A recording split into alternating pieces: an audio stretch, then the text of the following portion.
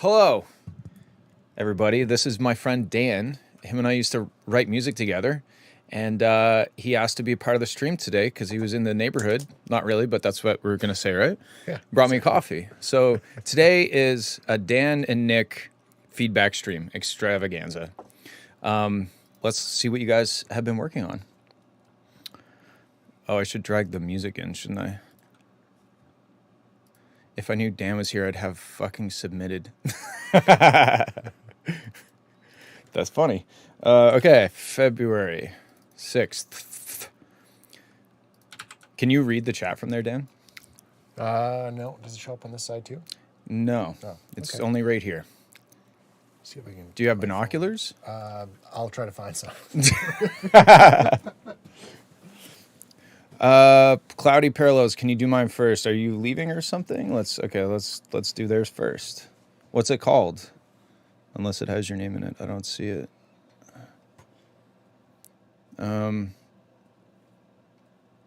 Funk, thank you. New funk updated. All right, Dan, are you ready to listen to your first song on stream ever? I'm ready. This is a big moment. Also, to give you some context, Dan is more of a folk singer and producer, but he is no stranger to the bullshit that I do, so he should be no stranger to the bullshit you do as well. Okay, here we go. Let's listen. This is a Cloudy Parallels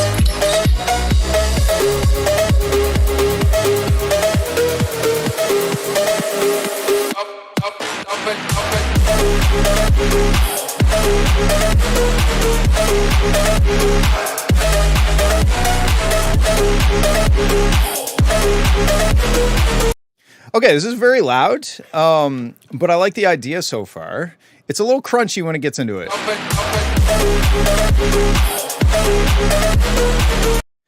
I feel like we're missing like rhythm. I feel like it's so sausaged out that I can't quite tell what the rhythm is. What do you think, Dan? Where are you at on this one so far? The 0 to 100 in like zero time at the very beginning caught me a bit off guard. It was like, now we're in it. No intro, no foreplay, just straight in. We're straight to the sauce. Yeah. Okay, I mean, like that's definitely a valid point. I feel like that's like a whip thing. Like we haven't done the intro yet. I'm assuming, but I think the bigger problem. So there's kind of like a da da dun dun da da da. That's like the rhythm, but when we get to the drop, it's kind of like da. Like the rhythm kind of disappears because we don't have any dynamics left. So. He says it's 120. Let's try this for a sec. Oh, that's my bad. Sometimes I like to take their tracks and mess with them to see if we can come up with some ideas.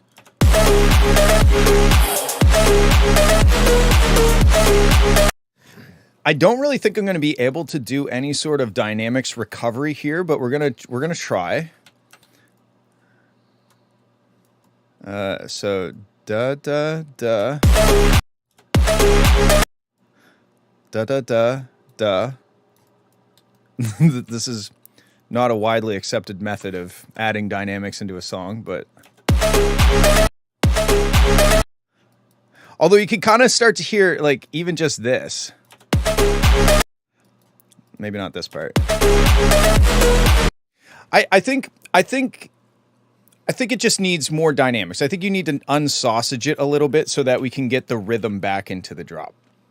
From a musical standpoint, Dan is definitely better at music than I am. I would say I'm maybe better on the technical side, but I would say that Dan is a much better musician than I am.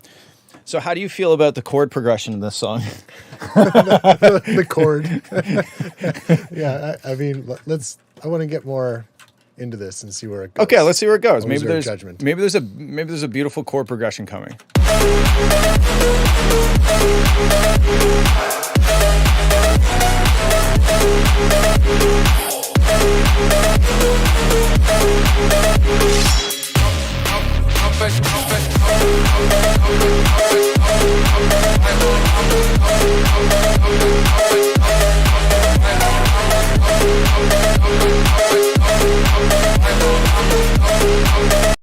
Could Dan make a song that solely revolves around the lyrics hot, though?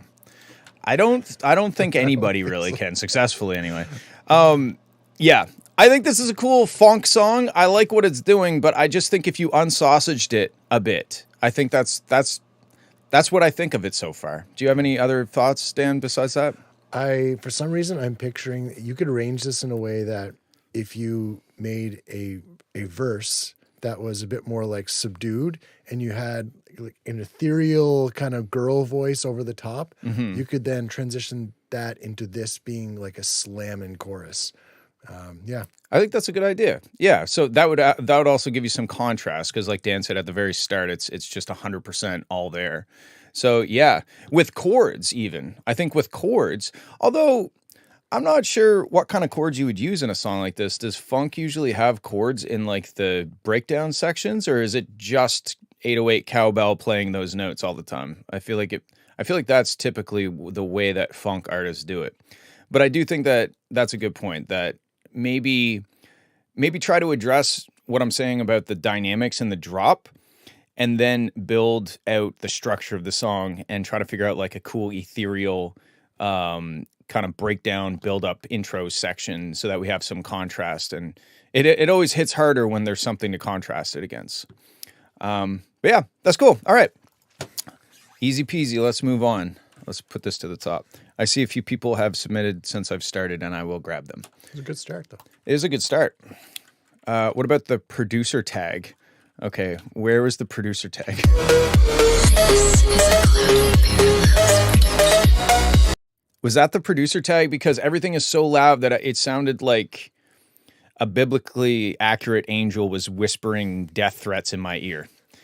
So that's, yeah. I mean... This is a Cloudy Parallels production. Oh, I heard the word production. Yeah, I mean, I don't generally like producer tags just ever at all. So I can't really give you a good feedback. I'm not saying you shouldn't do it or that producer feedbacks are bad, but I just never really like them. Have you ever heard of feedback that you, or a producer tag that you like? No, I didn't even know this was a producer tag, but I did like how it sounded. Like I thought it was a cool little ear candy thing. Is that what gave you the idea about like the female, like the ethereal part? Maybe subconsciously. I don't know if Yeah. I realized that at the time. Inception. But Yeah. Yeah, it sounds cool, but I think the idea of a producer tag, to me, it seems like watermarking, which isn't a creative thing. It's like a legal, administrative thing. That's why I think that's why I don't like producer tags, is because it's like, oh, darn, now I can't steal his beat, you know? But yeah, I don't know. I'm not a fan of producer tags, but as far as the way that sounds, if everything wasn't quite as loud as it is, then it probably would cut through a bit better. Because I think all I really heard was productions. Okay, cool. We're moving on. Let's check out Aiden Dodge and Southern Skies Only One. Okay, so this one, Aiden Dodge is a singer, and he writes songs with lyrics typically. So Dan might have some insight on this one. Show me the sign I've been searching for so long. You know me better than I know where I myself belong. You take away the pain I feel in my soul. 'Cause when I am with you is when I feel whole. But I can see the anguish burning up inside you too. So I give my repeated love to you. 'Cause you are the only one for me. I wanna hold you closely, a feeling that is so sweet. Just take my hand and you will see. I'll make you feel so holy. I can set your soul free.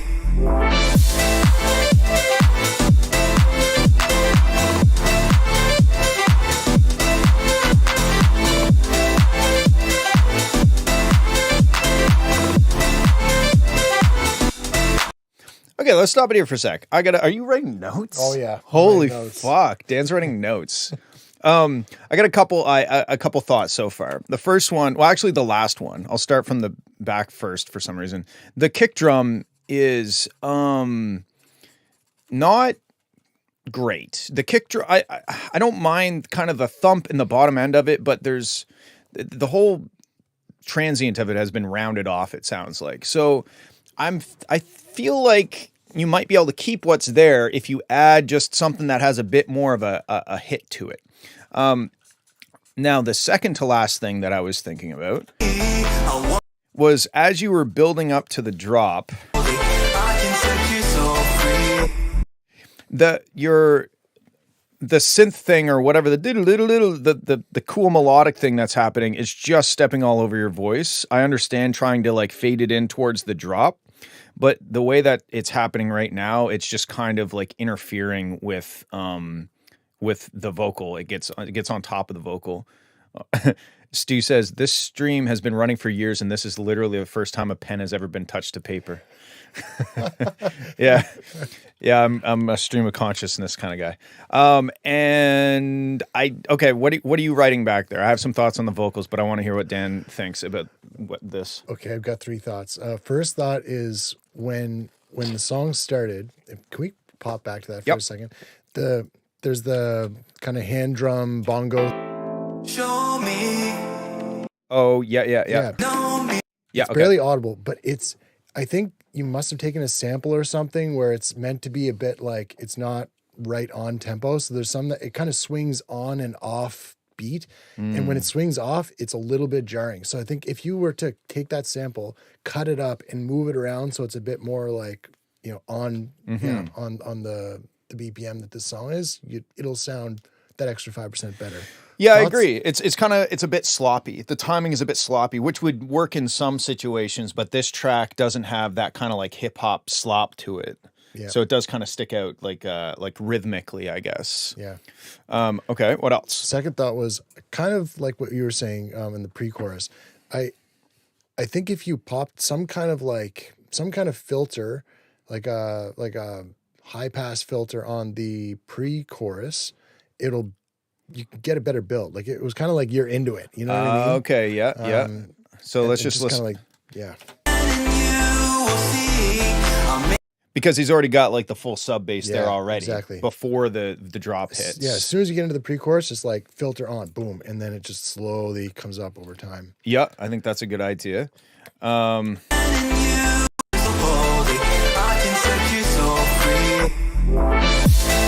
And another thing, maybe what he could do to get around the synth that's getting on top of the vocal is have the synth really buried right up until this little, instead of doing a low pass sweep here, that's when the synth thing comes out. It comes out because the vocal naturally stops there, and then you have this like one bar of it's a low pass filter sweep right now. But if that's where that beep doop thing came up, then that would probably be a better spot for it. Yeah. Okay, what's the third thing? Third thing was in the second part of the pre-chorus, there's that extra melodic element, kind of arpeggio thing that comes in. Can we find that? Only one for me. I wanna hold you closely. A feeling that is so sweet. Just take my hand and you will see. I'll make you feel so holy. Yeah, It's a weird spot for it to come in. Like it just kind of like, whoa, and now it's here, and it's a new thing. And that's the same thing I'm talking about. But if it snuck in, maybe started sneaking in earlier, snuck in slower, and then only when his vocals came out did it present itself in full quality. Yeah, I think that's a good idea. The vocal treatment is a bit over the top, I think. It sounds overly processed or something. Like the vocals. You take away the pain I feel in my soul. 'Cause when I am with you, I definitely hear the bongos bongoing a bit off time there in some of the, there's like some flamming and stuff happening. Yeah. Which probably would sound cool on their own, but mixed in with the rest of this is probably an issue. Yeah. I feel like the vocals are probably too reverbed out to begin with. for me. I wanna hold you closely. A feeling that is so sweet. I can't quite put my finger on what it is, but the top end of the vocal just sounds too affected or something, like degraded or something. And I feel like it might just be like one of those, there's 25 plugins in a row and half of them are counteracting the other half kind of thing. The vocals don't sound terrible, but they just sound a little too like fucked with or something.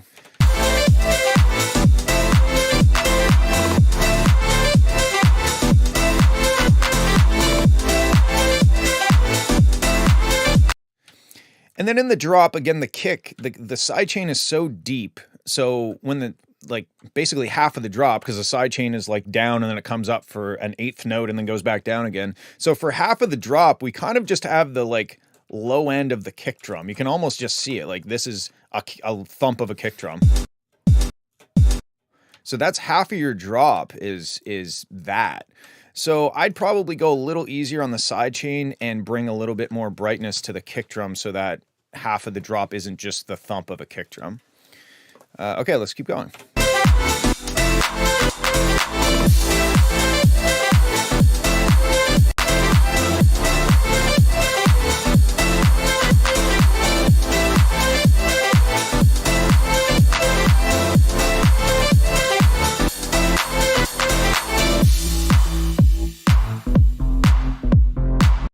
Yeah, this is a better drop. Yeah.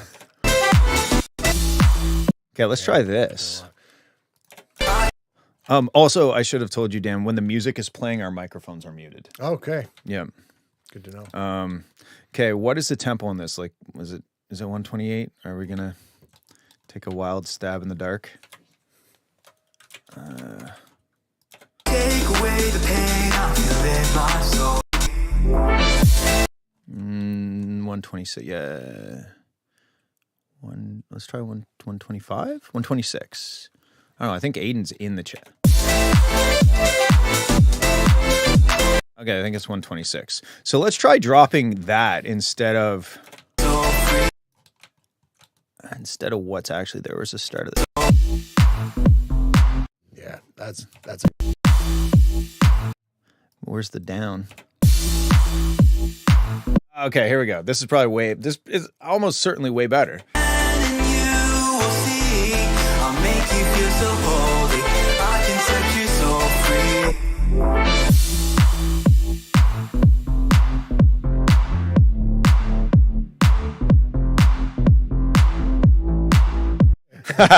free. Let's try actually cutting this in because it's a bit harsher of a. Set you so free.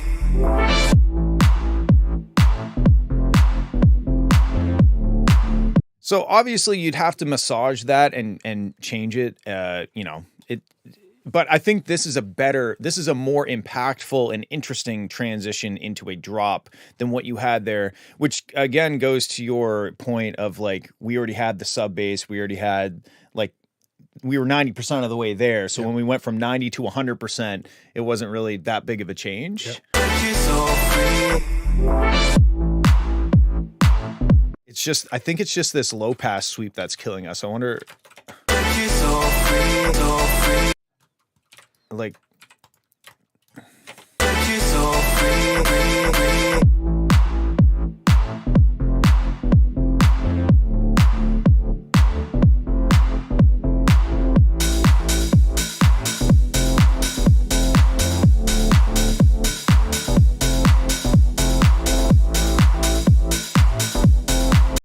and then you could maybe bring in the arpeggiator like melody thing that was in it before and add to this. But I think that's a cooler way to go. And I see people are saying it's very 2012, or I think somebody else said like 2015 or something. And that's totally fine. I mean, it's probably coming back in style any day now anyway. So, okay, let's keep going. I think for that part too, like just make it a little more interesting. Some little like glitchy elements to it, like the do do do do do do do do do do do do, like some kind of like like ear candy stuff. Yeah, Yeah, definitely. Okay, let's keep going. You are the only one for me. I wanna hold you closely. A feeling that is so sweet. Just take my hand and you will see. I'll make you feel so holy. I can set you so free.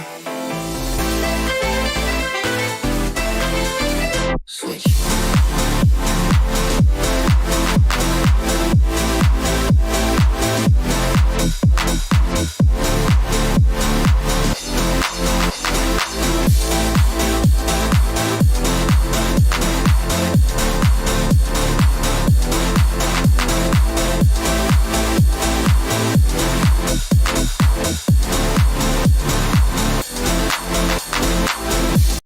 that? That symbol's driving me crazy. The ride cymbal? Yeah.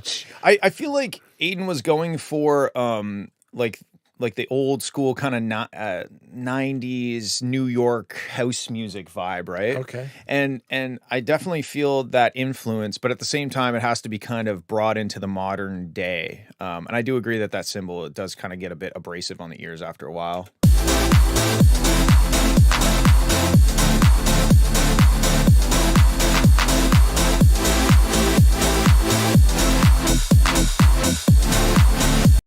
But I think overall, the drop sections just are they're just not like interesting enough. I think you've got kind of like your chords, but the piano just kind of sounds like a piano. There's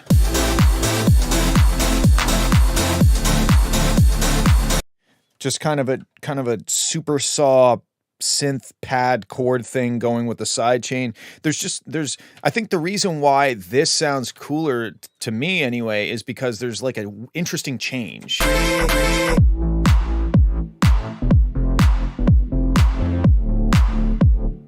Yeah, and we have like the opportunity to hear the bass for what it is, and there's kind of a cool harmonic thing on the bass, and you could probably modulate it a bit more and do some more cool stuff, but it's like a bit more stripped back, and we're able to hear more than just like side chain chords that are being played on numerous instruments. I like the chord progression. I like the track in general, but I think I don't know, I'd at least give this a shot. Try to develop this idea into a hard-hitting drop and then build it up from there.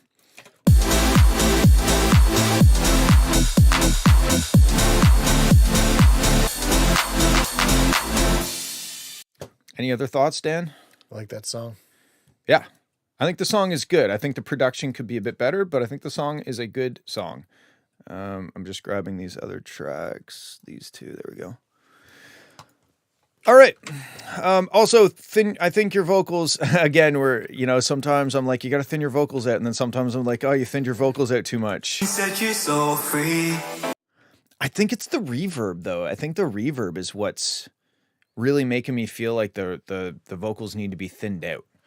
Because because when you think about it, when you should I cut this song from my album? That is not a question I feel comfortable answering. Do it. Cut it all. Yeah, I think when you think about reverb, and this is something that took me a little bit of time to realize, is that when you shape your vocal in a certain way, and then you send it into reverb, the reverb's almost like another one of your vocals. It's reverbing your vocals, right? So if the reverb has a weird shape to it, then that's going to be on top of your vocals, and they're going to get mixed together. And if the reverb is really boxy, because that's what the reverb sounds like, then your vocals are also going to be really boxy as well. So sometimes sending your vocal into like a reverb send, and then EQing it separately to shape it just the way you like. And you might already be doing that, I'm not sure, but yeah. Bear in mind, this is coming from a man with a Venetia against reverb and all of its... Oh, do you mean a Veneta? Because a vendetta? What is the word? It's not... Venetia is like a type of... I don't know. It's like a place in Spain. I thought it was a type of... shade, a Venetian... Oh, a Venetian blind? Blind, yeah. Yeah. There's no blinds on this song. No. I know you can handle... I believe you mean honesty and not honestly. Wow. I think either I'm having a stroke or everybody else is having a stroke.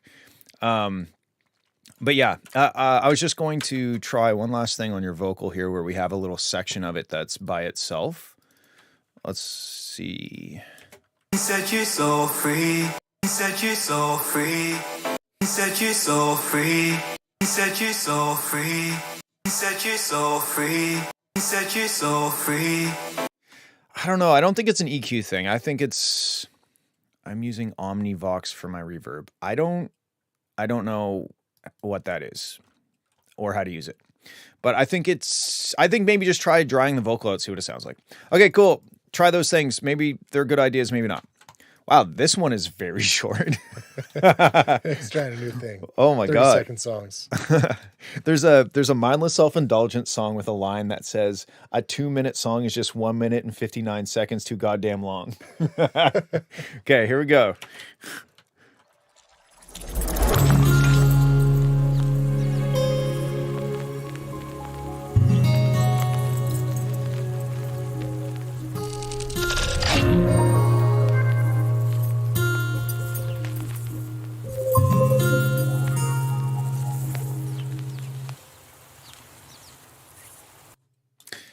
Well, that was lovely. I mean, I feel like I'm in a slightly better mood. I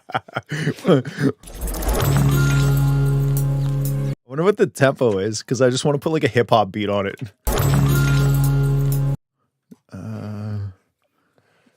Okay. Doodle doo. Wait, am I even on? Okay, let's line this up here. It looks like it's, oh my God, it looks like it's about a hip hop kind of tempo. 99 beats per minute.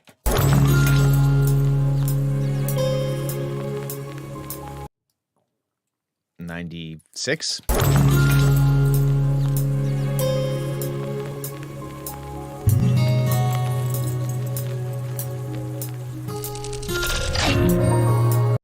God damn it, what's the tempo? It's really pretty. It sounds like it could be like a Bon Iver song intro. Yeah. Oh, that's such a, oh man. Really? I have a weird reference that I have to go to YouTube for. Is the tempo info needed when submitting? It's not needed, but it certainly is sometimes appreciated. It's called "We Don't Talk About It Ending." Well, it's the ending of a video game. It's a very obscure video game, and it looks like I'm not able to find it. I spelled game wrong. Well, shit. Maybe it's not called "We Don't Talk About It." About it, gameitch.io. We don't talk about it. Yeah, there it is. It's this game, and it's the ending to this game. And it is like the perfect reference. Oh, here we go. This is like a playthrough.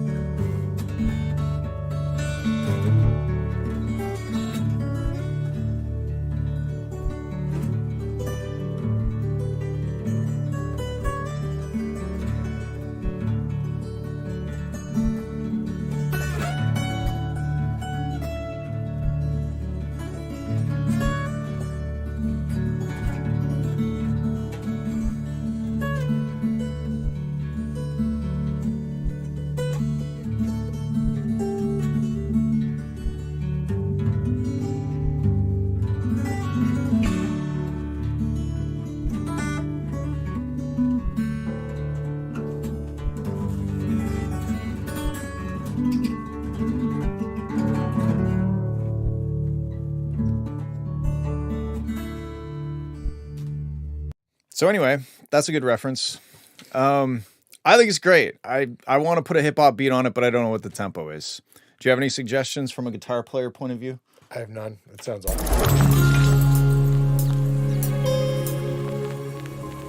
I'm gonna put a little record thing in the background too, like the all the noise and stuff. Yeah, it gives it like personality. Yeah, it's like an ASMR type. Yes, thing. ASMR. I'm still gonna put a whatever, the first hip hop beat I find, and I'm gonna make it approximately the right tempo.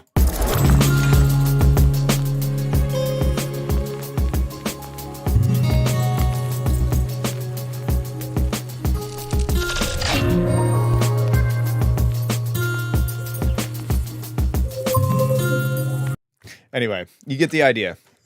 I would continue it and maybe try adding a hip hop beat unless you're adverse to that sort of thing. Okay. Cocaine. Refresh. Not two words you usually see in the same sentence. Let's have a listen.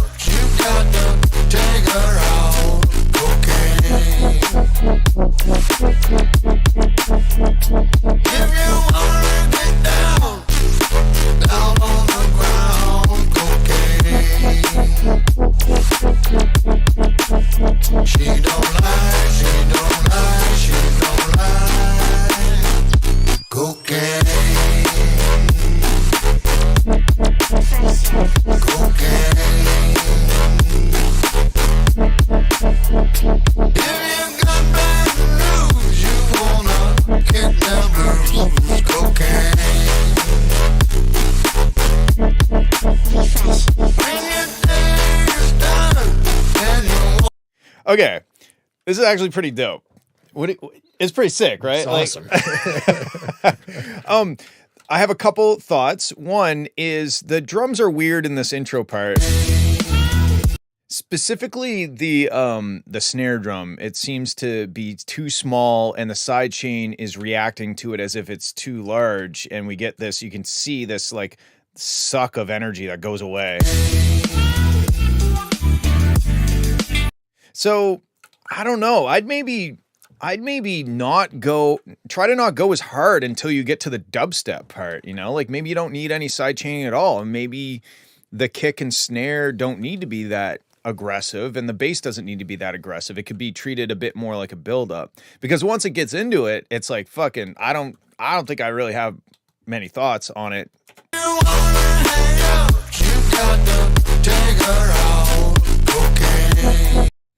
Besides, when we got somewhere around here, I'm like, okay, you should probably like drop the intensity out for a second and get us back to like more towards the original song so that you can come back with the dubstep and hit us hard again, because it just kind of like dubsteps for too long and I feel like you get too used to the dubstep energy and it's not as impactful. So somewhere around here,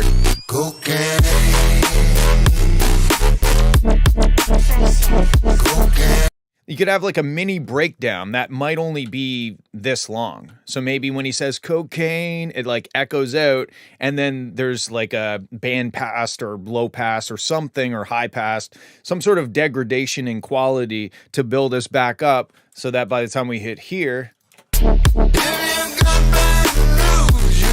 or maybe another section later or something, you can come back. But I think it just needs to have some little breakdown in the middle of this extended period of dubstep. What do you think, Dan? I was fine with that part. I thought the side chain was too much in the intro for sure. And I just really like this track and I want to hear more of it. Okay, let's hear more of it.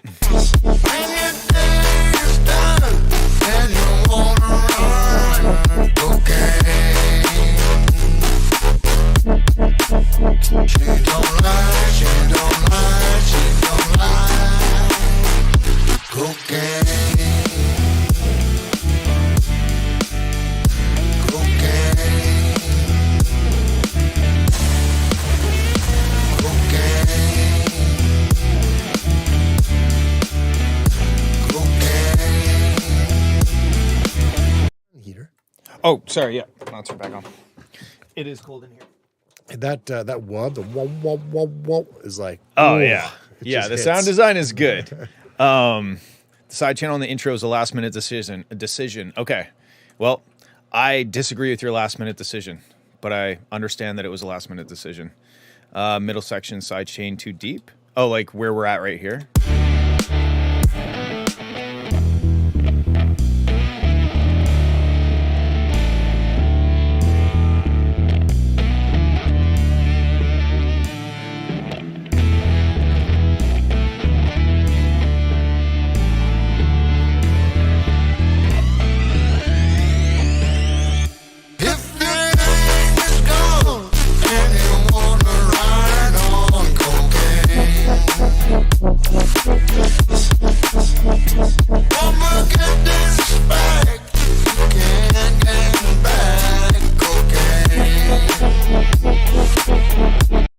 Is this like an AI generated thing? Like No, it's not. It's funny. It's yeah.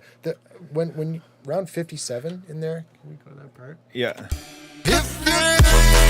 There's like two vocals that are singing at different. It's time stretched. Oh, Yeah. okay. Which I think is funny. Yeah. I think what would be funny too is at some point when he says cocaine, if the music dropped out and it was just like or something like a rhythmic sniff sound and then back into the beat, that'd be fucking hilarious. Yeah. But this track is sick. This would go really well in a DJ set, especially maybe not for the younger generation. They might not know this song, but anybody that is in their like late 20s to early 40s. And then I think in the mid 40s, you get a lot of people that are angry at you. They would know the song, but they would be angry with you. So I don't know how to approach that.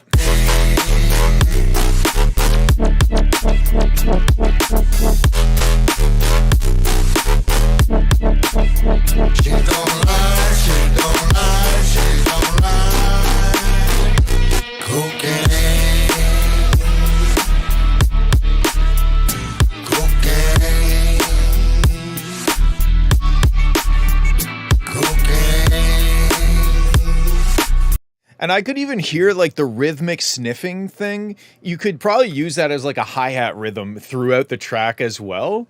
And even just have it slightly panned like left and right, like, you know, not hard left and right, but like, you know, maybe like 65% left, 65% right.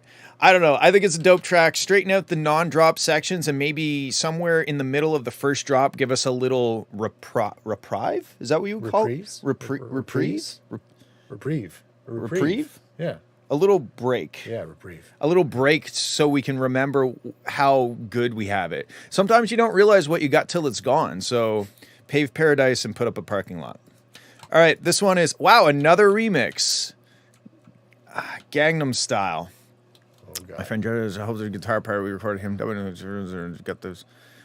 Where we got all those guitar parts. Oh, that's sick. I thought that was just from the original track. Did you have the acapella from the track, or did you just like supplement the guitars from the track with his guitars? Either way, it sounds dope. I get that with the little break. Okay, cool.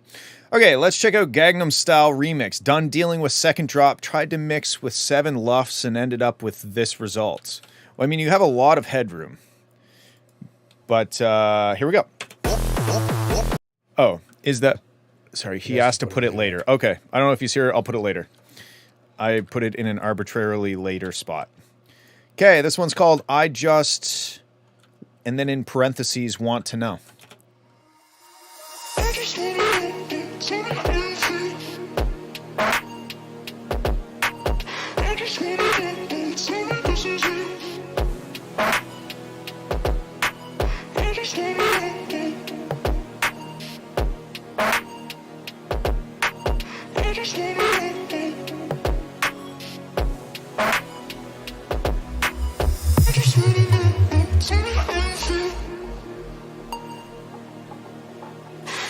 Okay, so far, this is a cool intro, but the pacing combined with the length is like... Did you feel like it was dragging?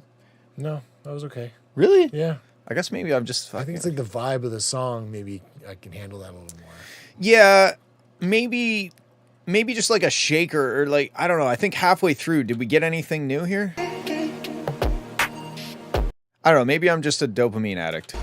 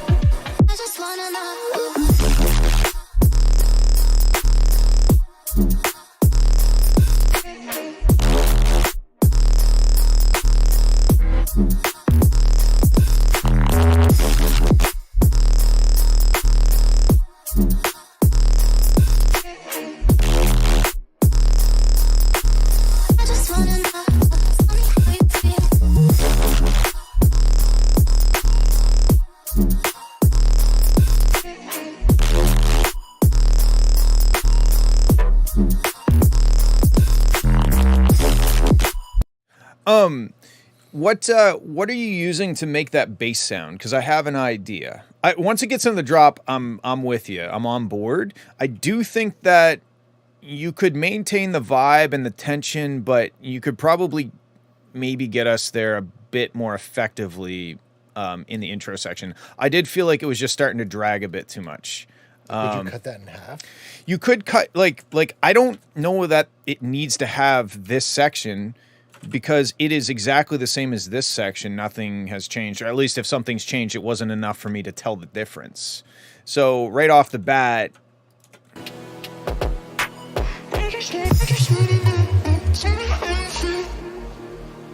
oops, deleted the wrong one. Yeah, I would, unless there's a reason to have it that long, but if nothing is being added or there's no riser building tension or anticipation, then I don't know why that section exists. Like, we're just listening to the same thing again. So yeah, I would either shorten it or add more ear candy elements, stuff to justify the existence of those extra bars. I also thought that the kick drum was probably too big in this section to the build up. I'd bring it down because it's much louder than everything else. But when it got here, Just wanna know. I almost would like to hear what it sound like if you put the vocal back up to the original octave sooner. Because I know you don't want to really give it away before the drop, but it sounds so much better than when it's down low. You know what I mean? I just wanna know. Anyway, that's maybe a bit subjective. What do you Is think? that bouncing back and forth in the part that like The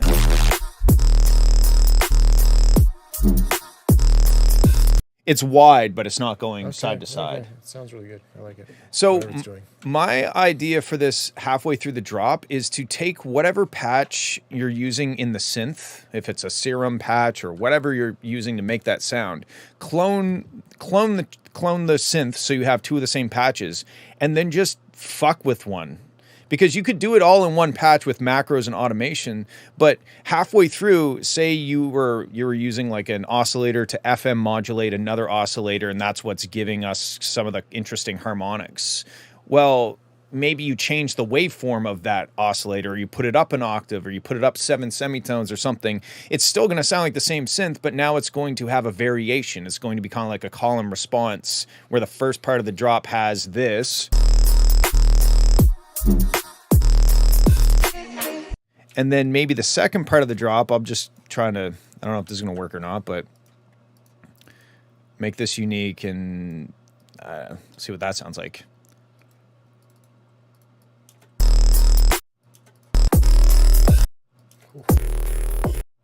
I mean, that's a bad example, but I'm just trying to figure out like what a variation of it would be, because it's cool, but it's very in your face with how it sounds. So if we hear it for a very long time, it's going to start to lose its potency. So if you could just clone that, it's kind of a commonly used technique to, if you have a really cool sound design bass in a drop, the first part of the drop, you use it as is, and then the second part of the drop, you kind of like fuck with it a little bit. So something has changed, but it's still doing the same sort of thing. I had thought at some point during the, can we show that bass part again, like the really. So that happens a lot of times where it just goes like, you know, like the initial sound before the like the no, like this part or this part. Okay, the that second part. part, yeah. That, I think if you get through a quarter of this or a half of it or whatever, and then you start doing the same thing, but almost just putting like a automation on the volume so you can create some rhythm to it. So instead of like, it's like kind of stuttering or something. Yeah, da, da, da, da, da, da, da. Yeah, Yeah. like a triplet or something, Yeah, something cool. Yeah, that's a good exactly, idea too. Yeah, so I think Dan and I are both saying the same thing, but a different method of just basically giving us a variation of that sound. The sound is dope, but we're like, okay, let's hear what it evolves into for the second half of the drop. Yeah, that's a good idea. I wonder if I can just... Let's try it. Let's try it. 140 or something? What's everybody making their dubstep at these days? Is it still 140? That looks kind of... Okay. No. 155?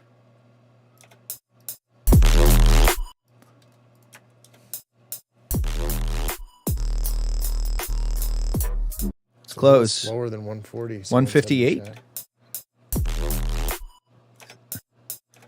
160.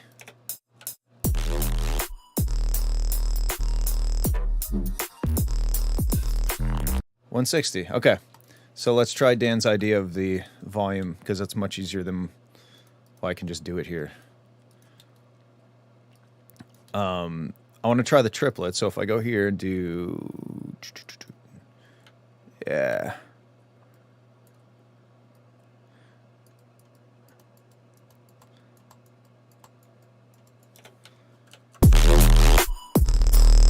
Oh, well, that's kind of actually cool. It was way faster than I intended it to be, but I kind of want to hear it now.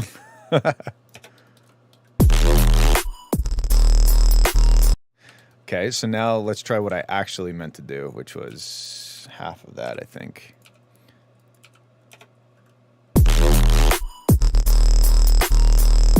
Yeah, Exactly. that's pretty sick. And then you could just kind of...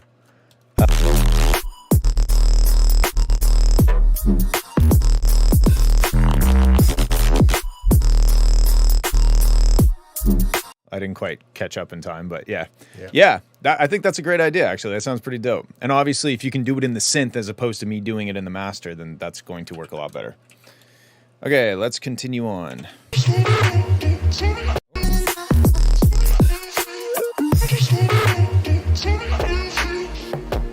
Another thing you could do too, because I feel like the drop sections are disproportionately good versus the intro. And I feel like that's something that a lot of us producers do, because the drop sections are exciting to make, and sometimes the intro and breakdown and build-ups are just kind of obligatory, like, we need a fucking intro, let's put some drums here. So maybe take that sound, like some of those bass wubs, filter them down so they're degraded and not at full power, and sneak them into the intro a little bit, to introduce us to those sounds.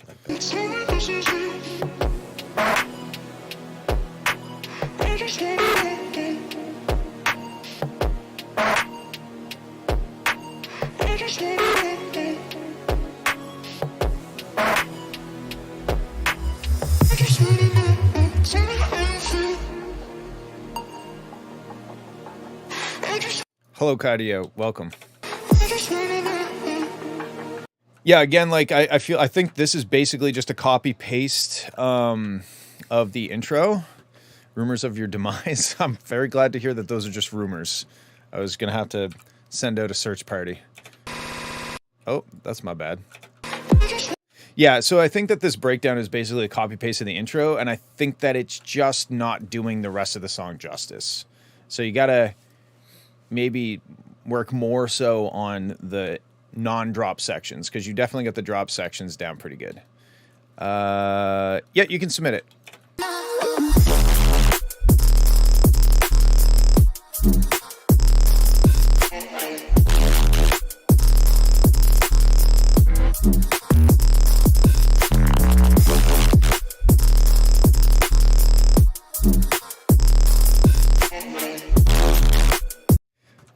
Yeah, those hi-hats are definitely sick. I think they added. I wonder if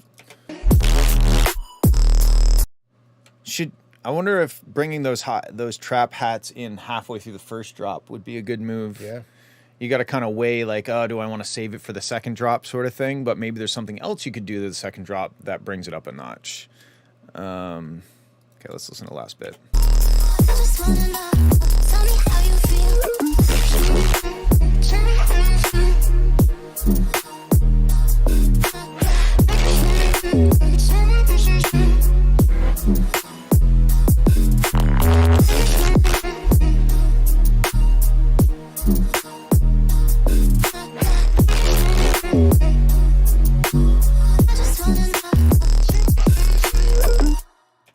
Yeah.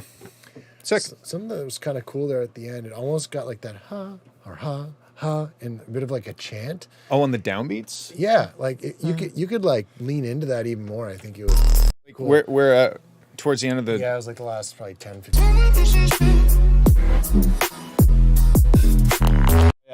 Yeah, that's cool. Because I think that works well, because we're already kind of nodding our head. So if you can give us like a sound to nod our head to directly, like very just literally telling us when to nod our head forward, then we're probably going to nod our head forward a bit harder, maybe. That could be a sound that you bring into the intro too, to make it a little more interesting, just like the ha thing to hint at it. Yeah, that's a good idea. Yeah, I think overall the theme of the feedback on this is drops good, intro and breakdown section needs to be better so that people get to the drops. Because sometimes, I mean, it's not that it's terrible, but it definitely it's not as good as the drop, and you want people to make it to the drop. So, okay. Coder B5, it starts with an apology. Sorry. All right. Gangnam Style guy is back too. Oh, is he? Gangnam Style? Okay, let's do that one. I think I saw it in the chat. I think you're right. Okay, Gangnam Style remix. Here we go.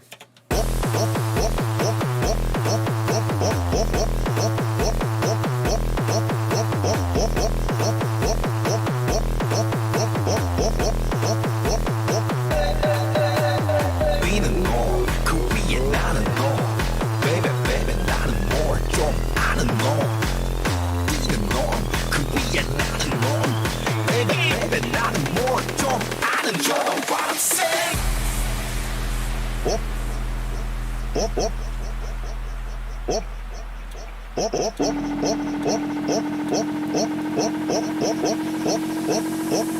강남스타일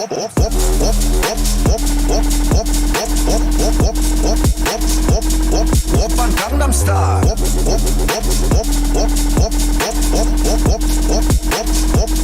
오빤 강남스타일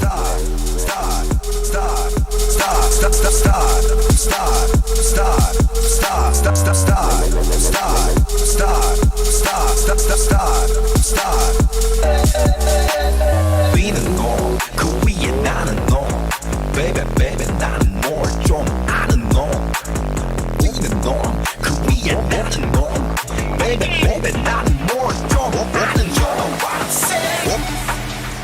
Is that an air horn? 그 위에 나는 놈 Baby baby 나는 뭘 좀 Is it half of an Is that half of an air horn? 놈, 그 위에 나는 놈 Baby baby 나는 뭘 좀 아는 놈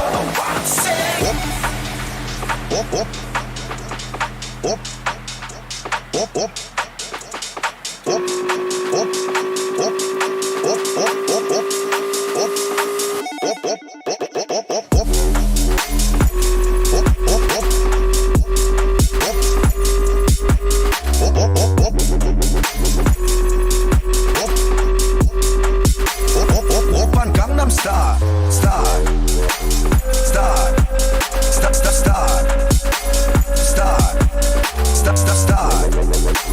스타일 스타일 오빤 강남스타일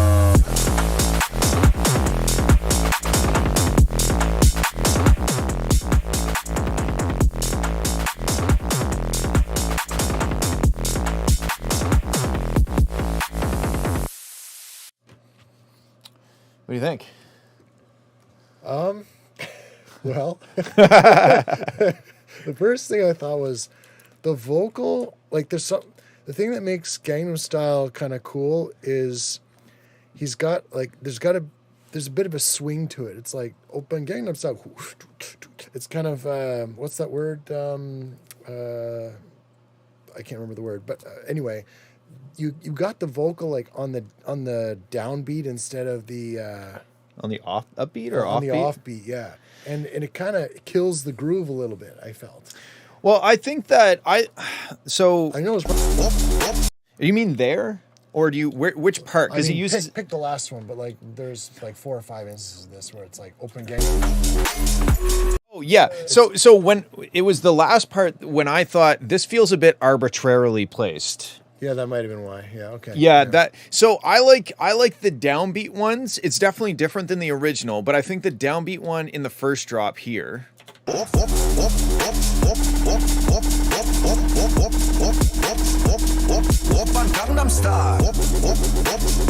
okay with those ones? I'm okay with that one. Okay, yeah. So I think you and I are both thinking the same thing, which is in the second drop, it kind of sounded like a little, like I said, arbitrary. Just kind of like, I'll put one here and I'll sprinkle a couple here too. Yeah. I think it was the most egregious during this here, maybe?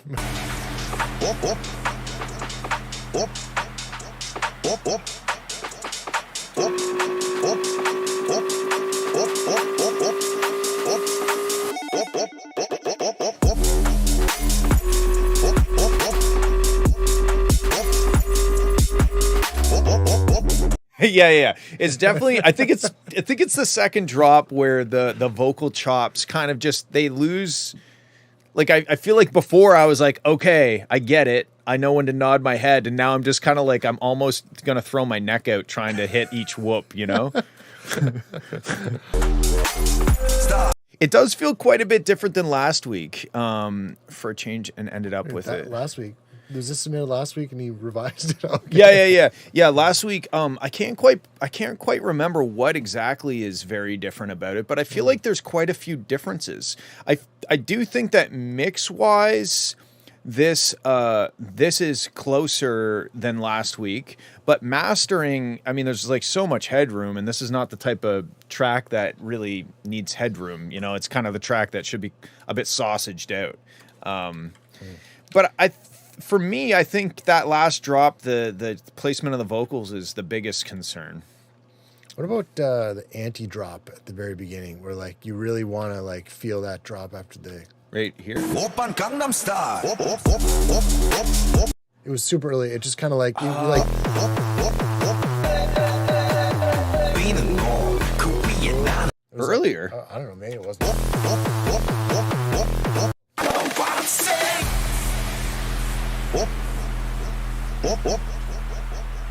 Okay, so what would you do then? You would The opposite of that. so cut this and hit reverse. Pretty much. It's just like it drains you of your energy, where you just like want to hit it instead. You know. Okay.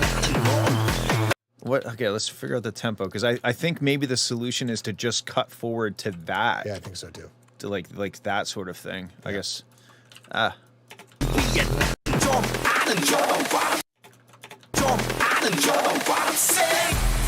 Yeah, like there's nothing like more like 140. aggravating in music when you're like build it up, oh. That's funny. I wouldn't have come up with that, but I see where you're coming from.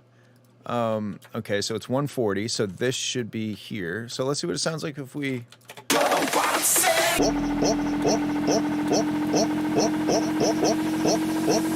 Oppan Gangnam Style. And then when it's open Gangnam Style, that's where it's on the downbeat. And Yeah. I wish it was on the offbeat. I see what you're saying now. Okay, so let's try this then. So... Oppan Gangnam Style. Oppan Gangnam Style. oh, maybe here. I'm sure it was intentional, but like, yeah. Yeah, let's try this instead, and we'll just copy this one over for now. Oh. Okay, yes. I think this is it. Okay. I think this is going to solve all of the world's problems. Being on Korean 나는 너. Baby, baby, 나는 more 좀 아는 너. Being on Korean 나는 너. Baby, baby, 나는 more 좀 아는 저. What I'm saying.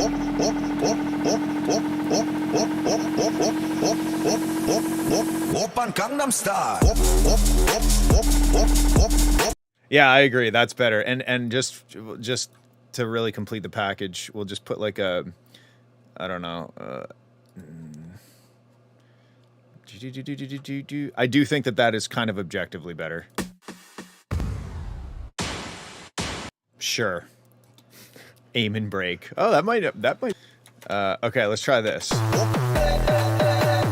Being on Korean 나는 너. Baby, baby, 나는 more 좀 아는 너. Being on Korean 나는 너. Baby, baby, 나는 more 좀 아는 저. What I'm saying.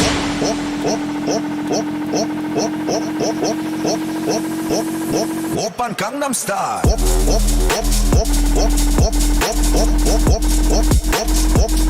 Oppan Gangnam Style. Yeah, that's way better. Yeah. Way better. Okay, that was a good call, Dan. Yeah, do that.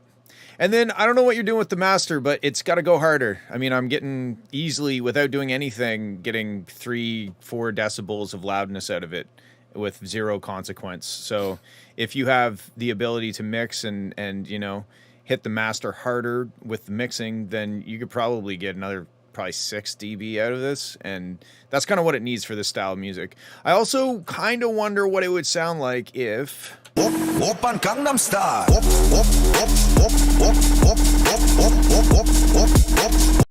if the drums were more stripped back for the first part of this drop. They're quite busy with the shakers and the noise, like the swoosh or whatever, the white noise splash off the top. If it was me, I'd probably have a go. I'd have like the effect on the downbeat go psh, and then end abruptly, and maybe it's just like a real simple drum beat, and then you bring in the busy stuff like halfway through or like a bar later or something like that. But yeah, I think this alone is worth the price of admission. Just this switch up here.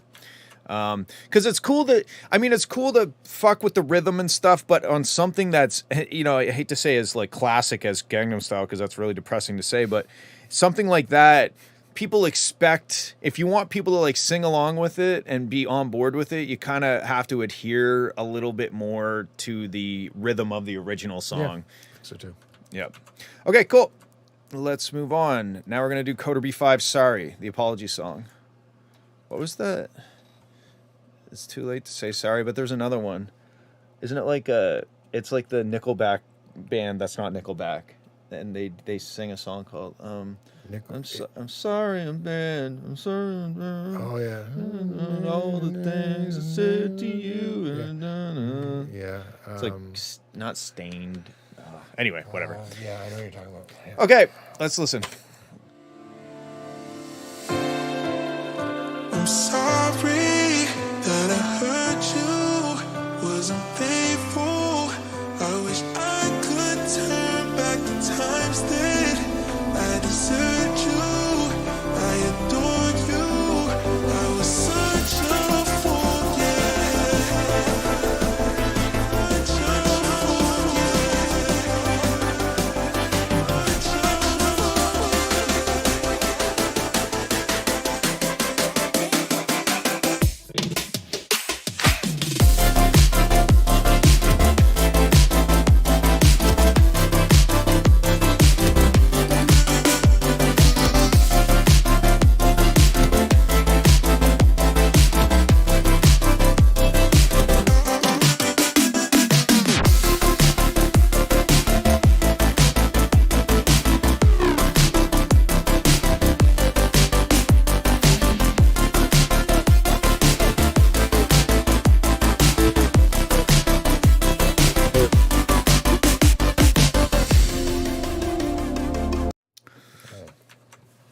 What do you think so far?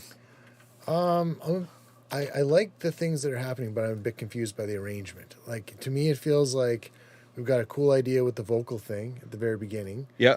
but then it just turns into like, now we have a chorus with no vocals in it. Like, it's kind of like something is dropped and now we're in this like cool thing, but I don't know how we got here. Like, I Okay. think like if we rearrange this and you made like, you know, you got the like a verse and then you have a chorus and then there's a drop and then you have the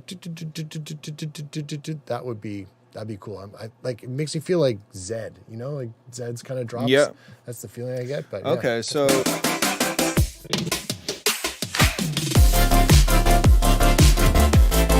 I think maybe the compromise can actually, just one sec. I noticed that your vocal's a little low. By the way, don't ever buy Focusrite shit. It sucks. Noted. Okay, so maybe the compromise that could, because I see where you're coming from. It kind of feels like it's going to be a more traditional song versus like a EDM track Yeah. sort of thing, right? Yeah. I wonder if. Yeah, when did the vocal Like the vocal stop? was not like, it wasn't firmly in the this is going to be EDM song or this is going to be a normal Yeah, song. it's It was kinda kind of like- halfway between. Yeah, I agree.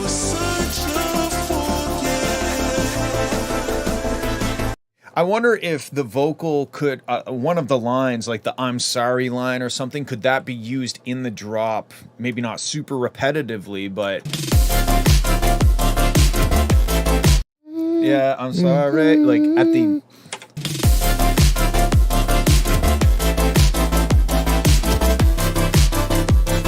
I wonder if I can. That part and then pitch it up an octave or something. Yeah, exactly. So we don't lose the vocal altogether. Because, like, the other kind of strange choice, I think, is that right before the drop, where we kind of expect, like, him to say, I'm sorry, or, like, that's where you would, but we get, like, a cool drum fill instead. Yeah. So it is a little maybe confusing because we're like, oh, the song is about cool drums, you know? So let's see if we can just pull. I'm sorry that I hurt you. What's the tempo? Dun, dun. Oh, never gonna be able to use that. I'll have to do it this way. Dun, dun, dun. Try that. I'm sorry that A little fast. I'm sorry that I hurt you. Still too fast or too slow? 105. I'm sorry that Too slow now. I'm sorry.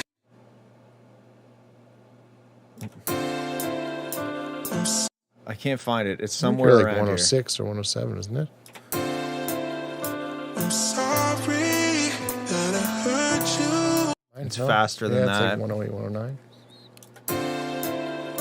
I'm sorry that I hurt you. Wasn't faithful.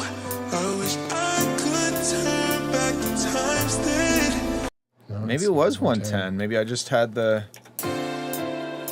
I'm sorry that I hurt you. Wasn't faithful. I wish I could turn back the times then. Oh, why didn't I just go over here and use this to find the tempo? That was dumb. But I think it is 110 because I'm pretty bang. Okay, so now let's try grabbing. I wish I could. Where does he say I'm sorry? I'm sorry. Okay, we might be able to just grab this and with a little bit of trial and error.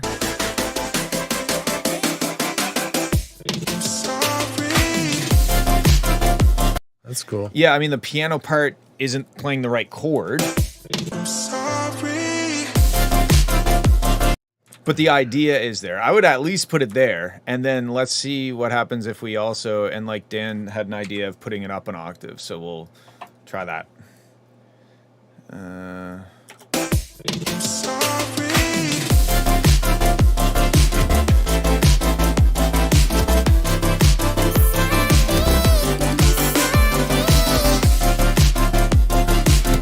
I mean, like, it's not mind-blowingly unique or novel in any way, but I think it integrates the vocals in a little bit better. I think that the octave thing is maybe a bit aggressive, but Yeah. now the other thing you can do too is you could cut that up and kind of be a little more producery with it. You know, if you cut like little pieces out of it and play it.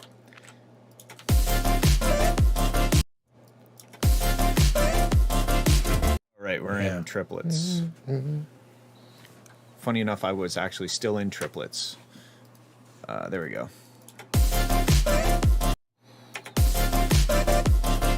Yeah, I like that a lot. Yeah, like something like that. Just because you got these like cool vocals, but you're not really using them.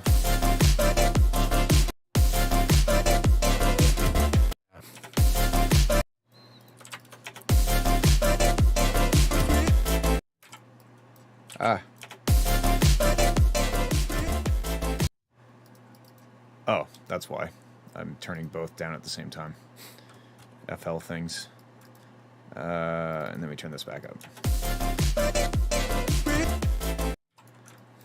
Yeah, like not this specifically, but you get the idea. You kind of cut it up and move it around and make a phrase out of the vocal, and then that phrase becomes the call, and the response is the completion of the line, which is the I'm sorry part. This is probably not going to sound good at all.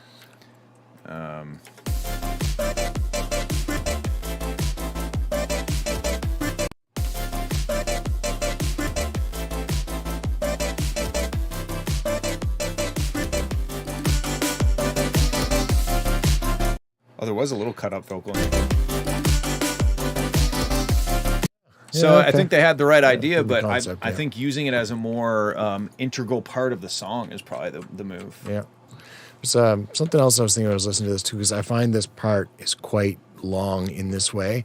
Yeah. There's a band out of Nova Scotia, Canada, called Scientists of Sound. Yeah. And they had this song called 80s Runway Model back in the day. And they did this cool thing where like it had to feel just like this song. But then in the middle of that section, they flipped the time signature of it. So it was like instead of like it was like did it, and then they go Oh, back yeah. and No way.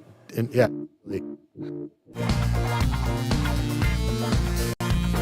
Really.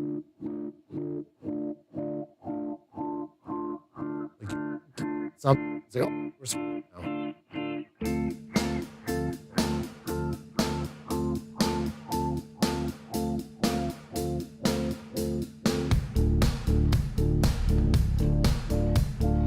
Really interesting to do something like that with this song. I see what you're saying, because you got that cool triplet thing in it, and it makes it a bit obscure where the down is. Yeah. So you can play with that a little Yeah. bit. That could be a cool idea. And that would also give, I mean, like sonically, this sounds good when it gets into it. I like the way it sounds, but it kind of lost my interest maybe halfway through because I'm like, well, it's a cool groove, but like, what am I relating to here? But if you did that, then all of a sudden you're like, oh, that's neat. It's like a moment. You're creating a moment that happens. What's the man on the subway? What song is that? I don't know. Talks to himself all damn day. You don't know because it's very similar to this. I think it's another East Coast band. Man on a subway talks to himself all damn day. No way. It really? Man on a subway. It's the best song name ever. That's what it's called. Talks to himself all damn day. Oh my. Lyrics.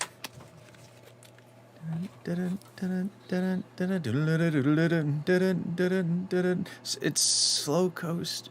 Grand Theft Bus. Oh yeah, Grand Theft Bus, and it's probably their biggest song. Aren't they an East Coast band? there from Fredericton. Street Sleeper.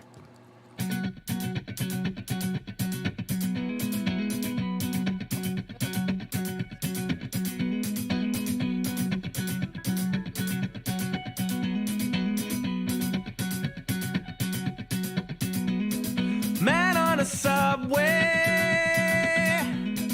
talks to himself all damn day. Sleeps in the shadows cast by the things that got away. Got away.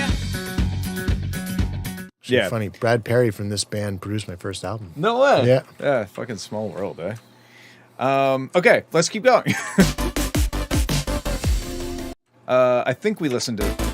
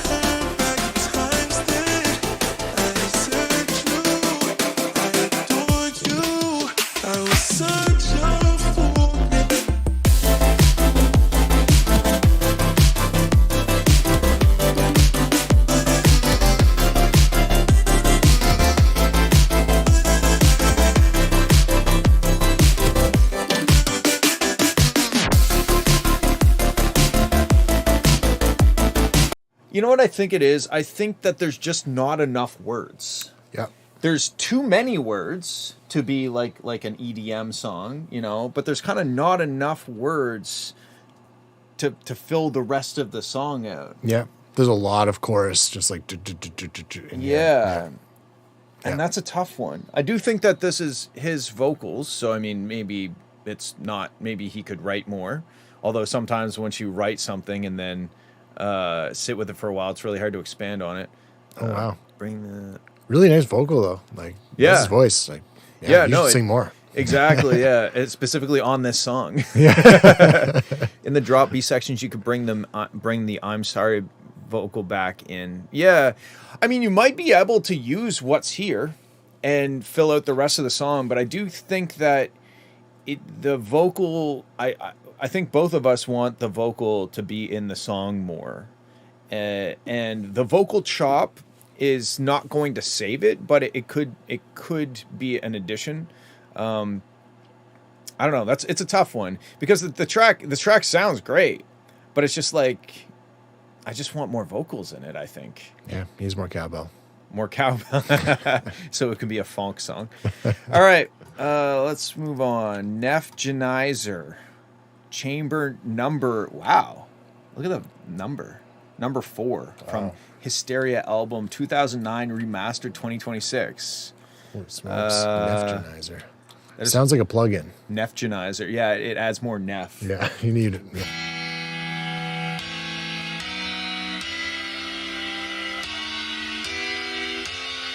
It sounds like Death from Above kind of like with the organs. I think right off the top, I like the sound of the organs, but I think the compression on the transient makes it kind of hard on the ears, like that little snap at the very start of each chord. Do you hear what I mean? No. Yeah.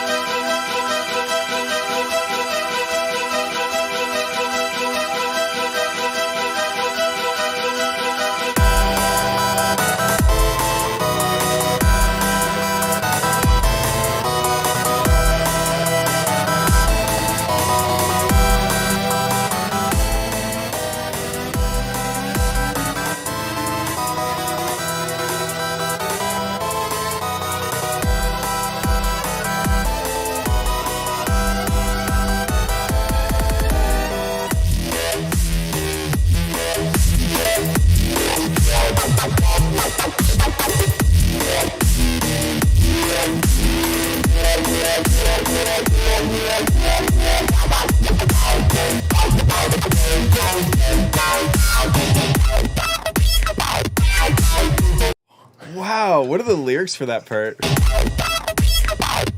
Wow, blacka buika wow. That's what I heard. I mean, okay, so where it says it's from an EP 2019, it's remastered.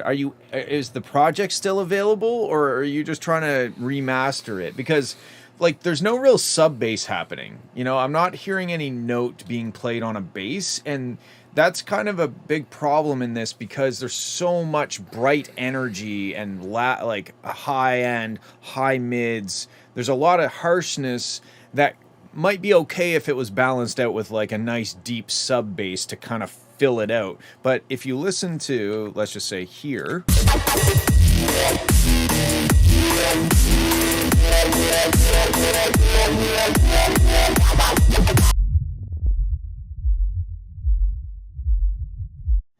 the only thing we have in the like sub range is the kick drum and then some just like noise off of some of the other sounds that are in there, right? Solve the issue. I can get rid of the. I can't rid of natural bass because I like it more. Is there natural bass in here? I mean, I'm not hearing any. I'm just not hearing a bass line. I'm hearing a lot of sounds, but I'm not really hearing a bass line per se. So let's just do this. It's funny whenever I come across a song that doesn't have enough sub bass, I can usually just put in a sine wave at whatever the key of the song is in. So,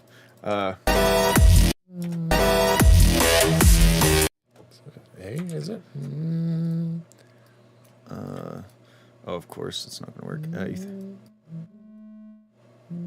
No. E. Why is this? This is not a good bass. This is the bass, I think. That sounds terrible. Oh, sure, whatever, it's just a square wave. Okay, so E. Piano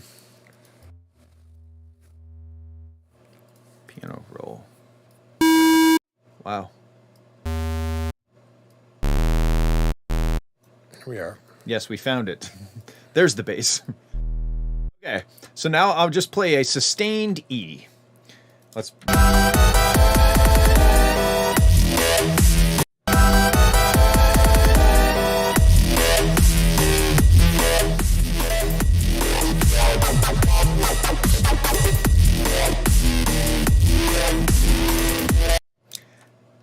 So it definitely filled it out. It didn't do a great job, but considering I'm just playing in low-pass square wave sustaining it on an E note versus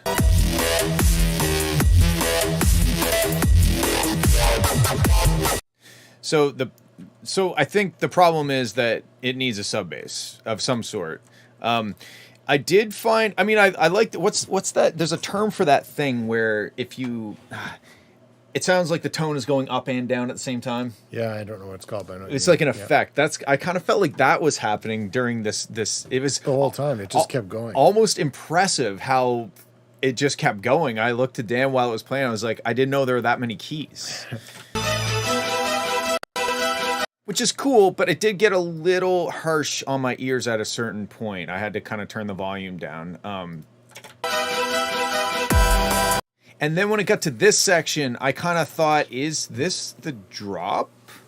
I was a little confused, and it sounded like almost like it was trying to be the drop, but it wasn't like powerful enough to be the drop. So it's one of those like it's kind of one of those like awkward middle grounds of like, is this the drop or is this not the drop? So I think you got to probably chill that section out to make it obvious that it's not the drop. Question for Dan: how do you get better at songwriting structure wise or carrying energy wise, like spotting things earlier in Gangnam Style remix? Oh my goodness. It's a big question. I don't even know. How do you get better at songwriting structure wise? That's a very broad question. I think it's like just like a feeling thing. It's like an energy thing. Cause like you can write really structured songs, but like you can also write really unstructured, like, you know, just throw the box away. Don't even think about like what normally should be and you can still get there. But I think you just got to like feel it, like zoom out for a second when you're writing and be like, you know, am I feeling bored right now, or am I, you know? Yeah, try to see the forest from beyond the trees. Yeah, exactly. Sort of thing. Yeah, which is easier said than done a lot of the time. Yeah. Keep the perspective. But I think, you know, there's a lot of great songs already written, and if you can look at them and break it down a little bit analytically, then they're kind of literally showing you how to write a song, right? They're like this, if you can try to identify the different structures of the songs that you really like and break it down in a kind of a scientific way, then you can learn a lot from what's already out there. Yeah, definitely. Okay, let's keep going on this one. So sub bass for sure. There's a lot of reverb on a lot of elements, and I think that's also giving it kind of a really old school vibe that I don't necessarily think is a good thing. I think everything is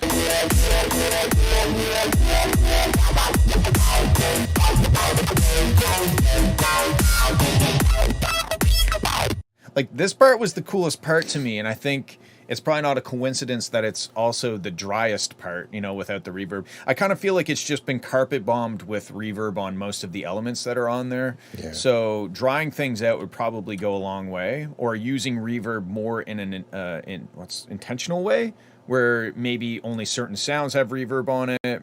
Maybe the reverb gets automated on and off for different parts of the track and stuff like that, instead of just feeling like the whole track is kind of going through a gymnasium. Yeah. The big synth part has a ton of reverb on it. I think even just taking that one part and drying it up a bit would exactly. Yeah, and I kind of like, because it has like a pre-delay. It's a cool reverb because if you listen to it, there's like a pre-delay on it. It's kind of like there's like a, you know what I mean, like it takes time for the reverb to happen. So it's cool, but it's distracting and kind of adds a cavernous feel that I don't think is benefiting it. Yeah. It's unique. I don't hear a lot of synths like that with reverb on it. No. Yeah. So it could be used, but if it was used more sparingly, yep, in a more intentional way, I think it would be good. Okay, let's keep going.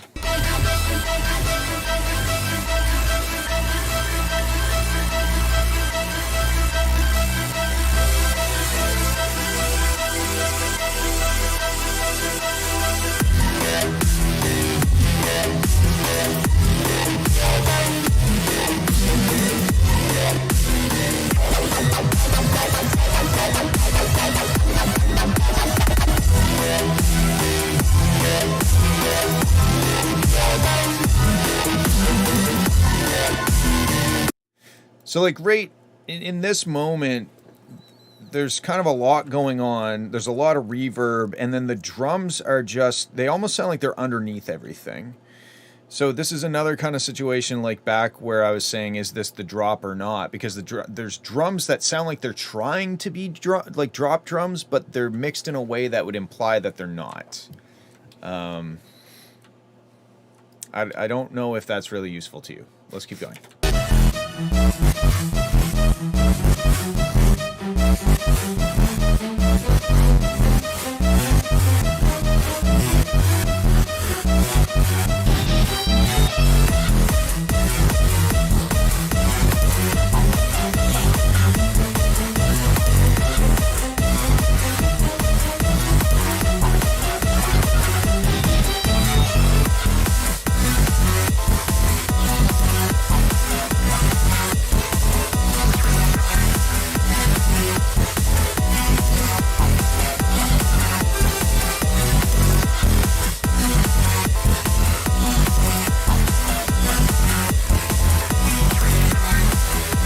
Yeah, I think the drums are just buried in this section. What genre of music is this song? Castlevania boss? I'm not sure. That sounds really accurate. Really. Yeah, Castlevania. Yeah, it sounds like Castlevania to me. It sounds like a medieval kind of battle that's being ensued. Yeah. I'm not sure. I think like the overall the drums in this track sound like they're taking a back seat, and in this style of music, they should really be taking a front seat. I like questions like that. So I think side chaining and pushing the drums through the mix a bit harder, probably.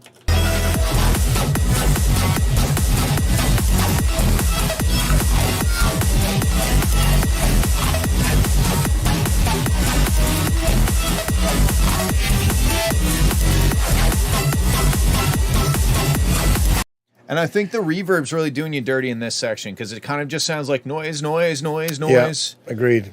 I wonder, like, could you separate some of those sounds, like pan one of those synths to the left and pan another one to the right, so you can like maybe separate them a bit? Because it is just kind of a lot coming at you. Yeah, I don't think that's going to do it. I think it's really the drying things out the most. And another thing that I'm kind of not loving is every once in a while I'll hear like a hi-hat or something, or maybe it's a ride cymbal that's going like it does like a little quick little thing. And I don't think that really lends, like if you picture, I don't know what kind of band would be playing this per se, but imagine it's supposed to be rocking kind of like a heavy metal almost, and I don't think a drummer would be doing little diddles on the hi-hat. So if we listen,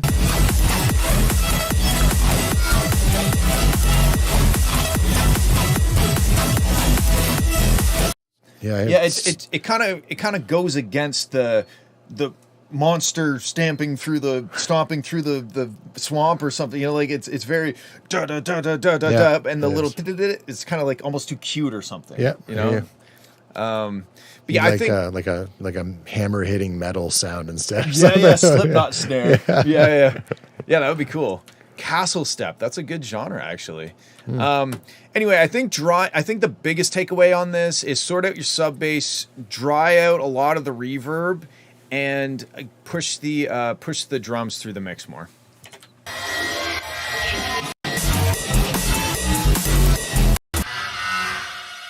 And be careful with those harsh frequencies in some of these sections. They get a bit much. Okay, let's move on. I just cut that.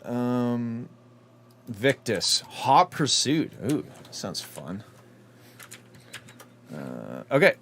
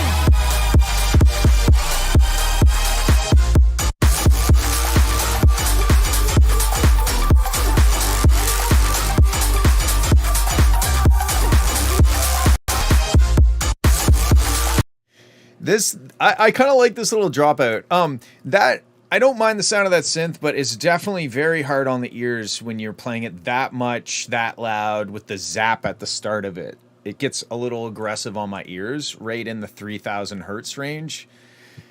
So I'd probably go and dip like 3,000 hertz out of that and maybe turn it down a bit. Is the attack too long on that too? Like the like The pitch I know envelope, it's like no, like the timing of like when the amplitude hits its max is it's delayed slightly from on beat. It's probably intentional like that.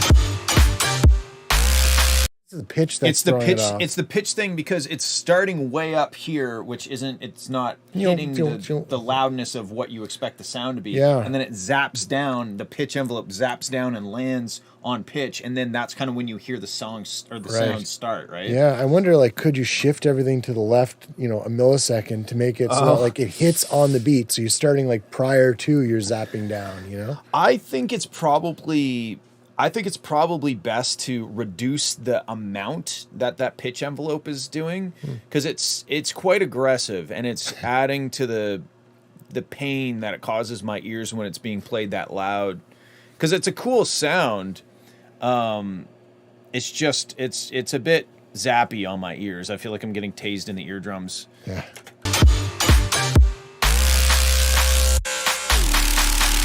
I do like these little dropouts. It reminds me of when somebody else is driving and you're in the passenger seat on a long drive and you're like passing out and your ears are kind of. Did you ever experience that? Your ears are kind of turning on and off. You're drifting in and out of consciousness. Okay.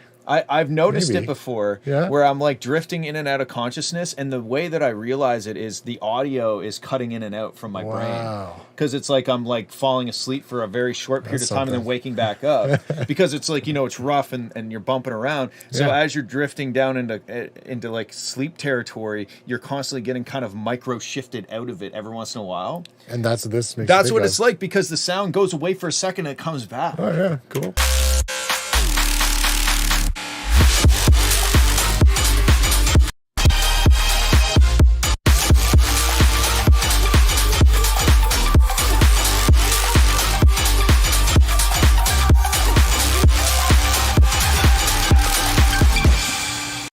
Whatever's happening in the background, I really like that. I There's do some too. kind of like articulated thing Yeah. going on. Yeah. It's like a shuffly 16th note thing. Yeah. Yeah, it's sick.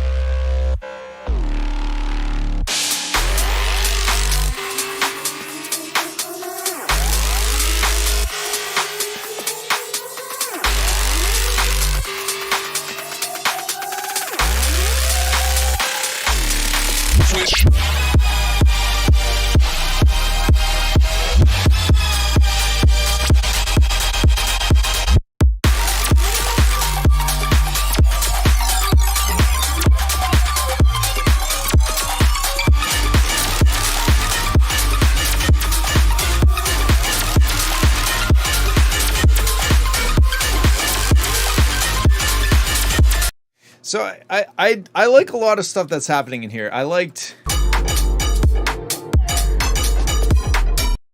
wonder what that sound would sound like in the full-on drop. That's like a cleaner sound. It's nicer to listen to. I agree. And it accomplishes the same thing. I'm with you. I can hear that song being played in like 2100, the year 2100 in Abercrombie and Fitch. As people are trying on their arms and Yes, things. exactly. Yeah. Cybernetic things. Yeah. Yeah, no, I like it a lot. I think that there's just a lot of harshness happening in the drop sections. And for what it's worth, I probably wouldn't mind if the zappy sound was gone and replaced with this sound. Definitely. Like in its entirety. I think that is just a better sound to use to do the same percussive kind of housey stab thing that you're doing with it. I think that's a better sound. Just fits better in the mix of things. Yeah. And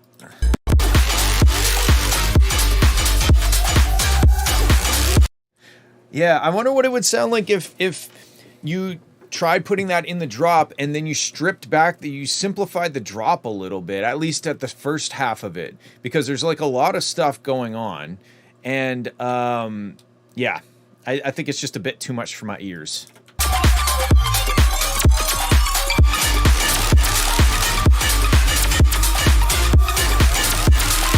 Like all the zips and zaps and stuff are cool, but I feel like it might be over affected. Like there's too many like zips and zaps happening, and it kind of gets in the way of me hearing the sounds of the main sounds of the song.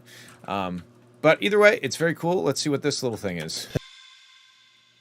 Fast car. Fast car. All right, cool. Okay, this one is Sound Design Bird. Incredible title.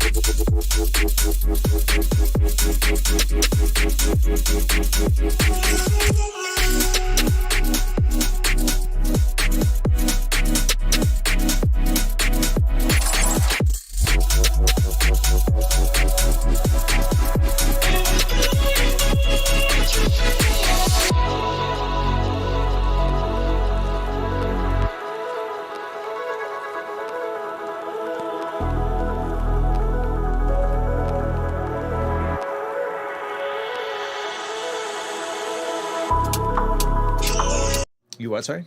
I really like that vocal in the background that's kind of just sitting in the, the bed of the mix there. It's existing in the mix, yeah. Yeah, that's nice. Yeah, there's a lot of really cool sounds that are happening here. Yeah. I'm wondering if maybe it's lacking a little bit of focus in terms of a motif or like a theme. Like it's just wandering too much, you think? Yeah, like there's all kinds of incredible sounds hitting my ears and it's all very cool, but it maybe just if it had at the end of every bar or every other bar or something like that, there was something for me to know was going to happen. Yeah, that to connects predict, the things to together. connect them all together. Yeah, because like sound design wise, there's no shortage of interesting things happening in this. It's all very engaging.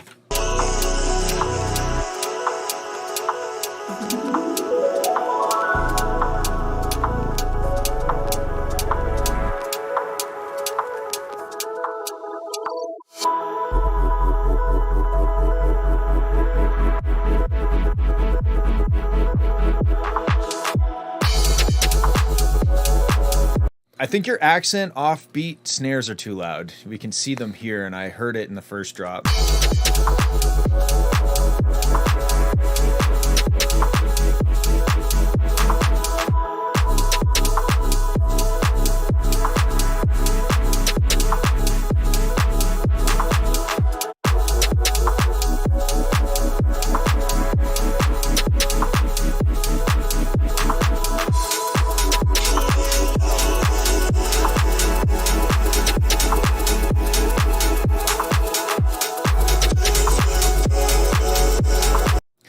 It's almost like the what's the double slit experiment? What's that phenomenon where the quantum and uncertainty? It's almost like we're floating in this sea of possibilities. We're floating in this incredibly great sounding ethereal opportunities, and we haven't collapsed it down to an idea yet. You know what I mean? I totally agree. Yeah, it's kind of like there's so many great ideas, but it's kind of everything. It's everything all at once, and that means it's nothing all at once because we're just kind of. I mean, could this be it's a perfectly good piece of art, but in terms of a song, I'm struggling to understand what it doesn't pass the hum test. How can I hum this to my friend to see if he's heard it before? I can't be like, have you heard the sound that's like, and then like a spectrum of sounds come out of my mouth. Like, so that's now say you had even like the vocal thing. The vocal thing's cool, but I don't know. Do you remember what it said? Could you understand what it said? I think it was. Yeah, that's not necessarily a problem, but it's again, it's kind of like it's more of that bed of ideas. It's not condensed into one idea. It's everything. It's a big dreamscape of potential. In terms of like technical things, I think that snare coming down would probably be a good thing because it is quite sharp when it hits. I like the sound of it and I like the placement of it, the rhythm and everything, but it just kind of pokes through the mix a little bit too aggressively. Oops. I'm sorry. I should have warned you. First drifts are rough. But you weren't just tapping into my memories, you were tapping into my brother's too. When Yancy was taken, we were still connected.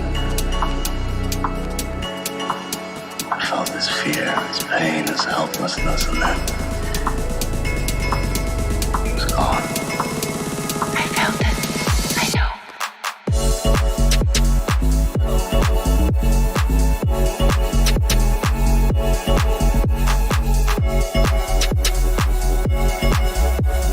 Deep Blue? Yeah, by the Midnight. That's yeah. a good reference? Yep. Okay, let's have a listen. Yeah, it's got a big The Midnight kind of feel to it. Like this, I really like what you do with adding the vocal on top. I wish that was at the very beginning. Like it kind of like sets the tone for what you're getting into, and then you can build on it. And then it's also establishing the vocal as a more important element of the track and not just like here's a cool thing. Yeah. Okay, let's have a listen to this. I wasn't looking for action, just some distraction, just a little weeknight, booth in the back. I wasn't looking for romance, just a quick slow dance, and the off chance that an off night and a side glance might lead me to the wrong hands. I wasn't looking Vocal on top, and that's what. Okay, I that's like what. that, Yeah. for love like it. I always thought the point of love was just to keep from falling into the deep blue,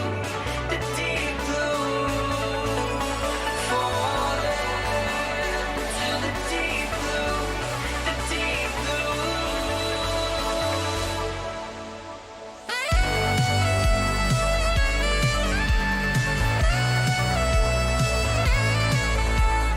Yeah. Yeah, I mean, that's what I it's- thought of when I heard this song. The vibes are the same. The sound design is definitely way different, but the vibes of it are very kind of like vaporwave kind of 80s aesthetic a little bit. Yeah.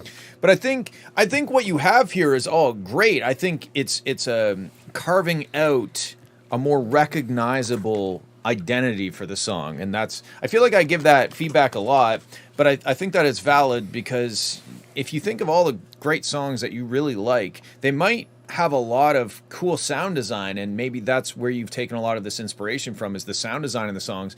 But I bet you it also has some weird little sound that happens every so often, or some little lick or some little vocal thing that is more of the face of the song that you relate to, that you remember, and that you can explain to somebody when you want to reference what the song is. Yeah, I think what this song does best, other than the fact that it's got a lot of cool ideas, is I really appreciate how much space is left. Like it's not just like pinned everything. Yeah. There's like you kind of have these like different dynamics and different like I don't know, Yes. some rhythmic sections, some more kind of like I'm resting a little bit.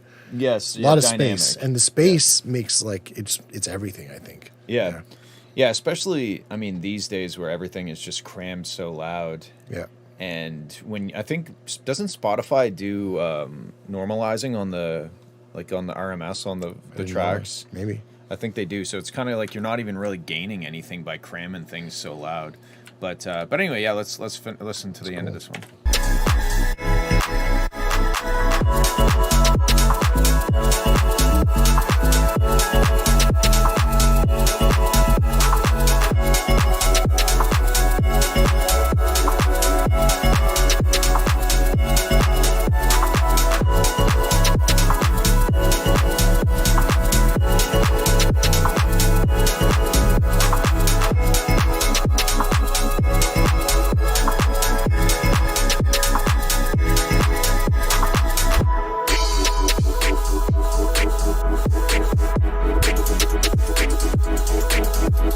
It's like 8 songs in one. Yeah.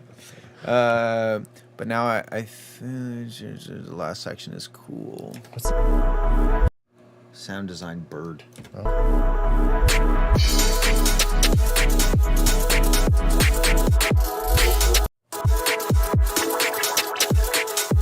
Yeah, I think that's the biggest thing for me, is just that it's just missing that identity.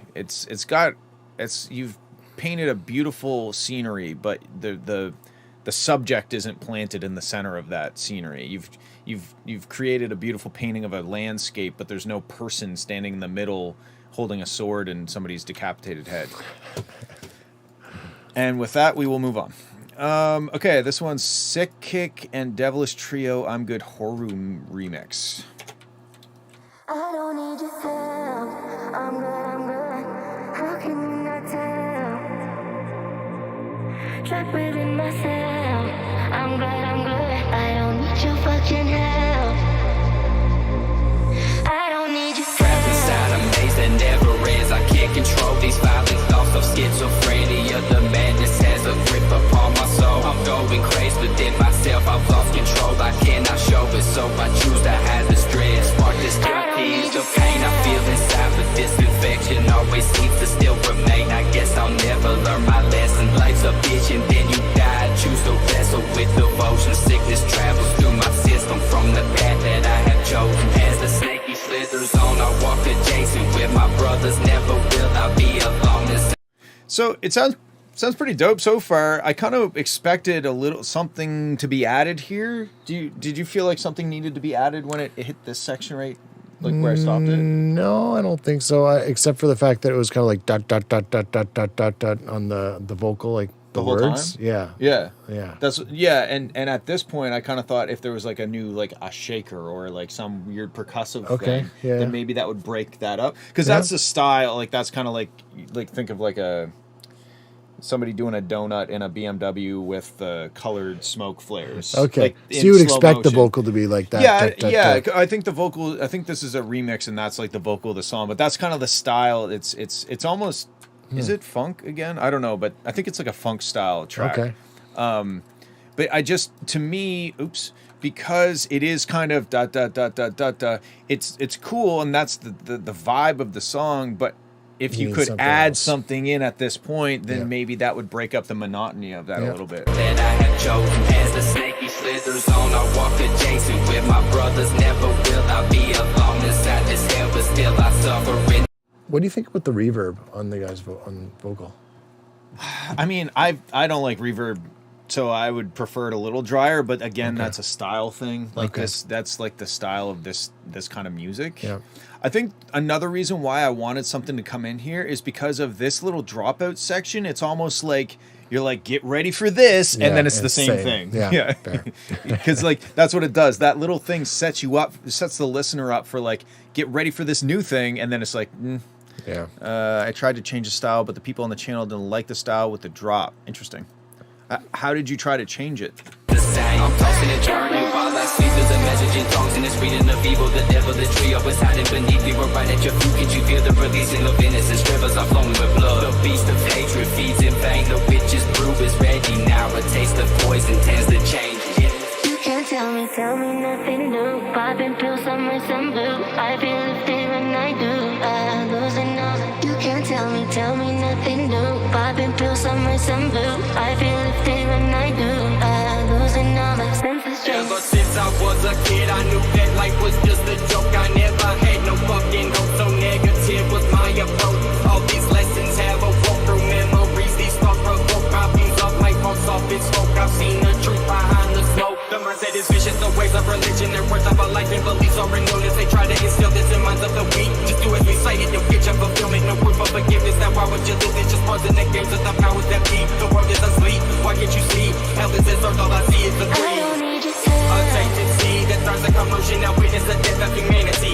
I call it this pain, my witness the case as I fall into insanity. As everyone's panicking, I feel the grace. No diving in the abyss that awaits. Tasting the blood as it drips on my face. Bring as I see all Can't tell me nothing new. Cool. Yeah, I don't really know if I have any other suggestions besides just the fact that I felt like this needed something added in there. What do you think the hi-hat in the second part there?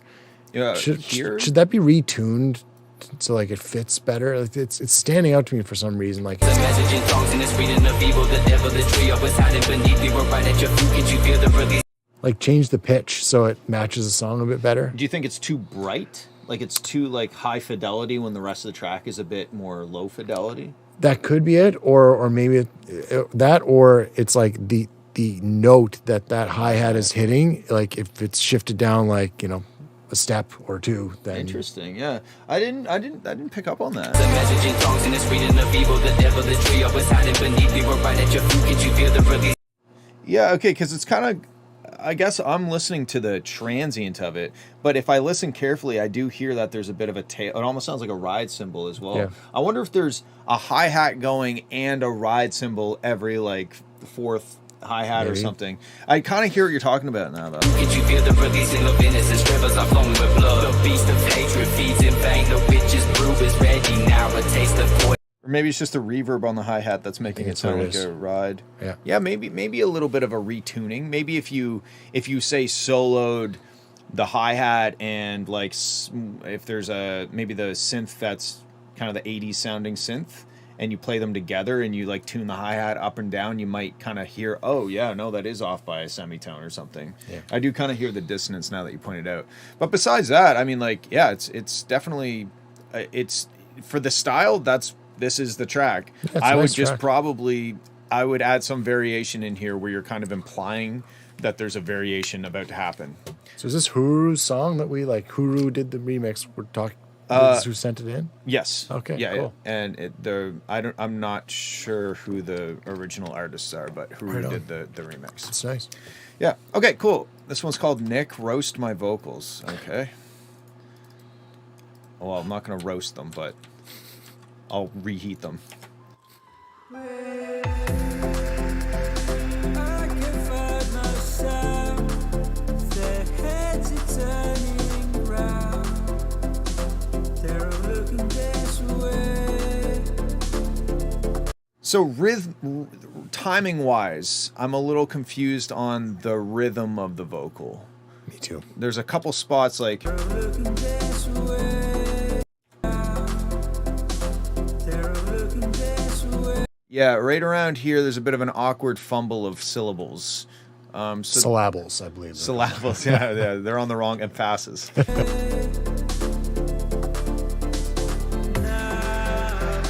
no one next to me, a little breeze tells me that the walls are now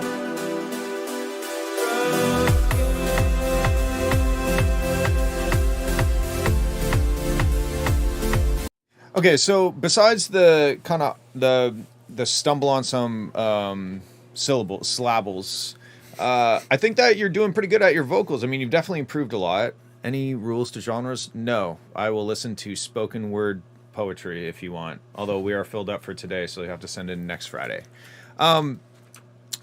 Yeah, I think that in terms of the vocals, you're doing a good job. You're improving, but I would maybe focus on the timing of it.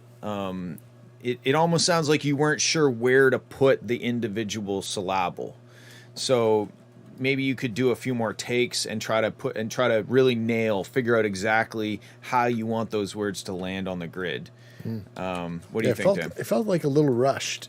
Like I think the tone was great, and I like the melody, but I think like if you just slowed things down and try to like fit fewer syllables in or syllables in, Yes, yeah, and I think it would match that song a bit better too. Yeah, and I think also, I don't know what if you recorded it to exactly what's here.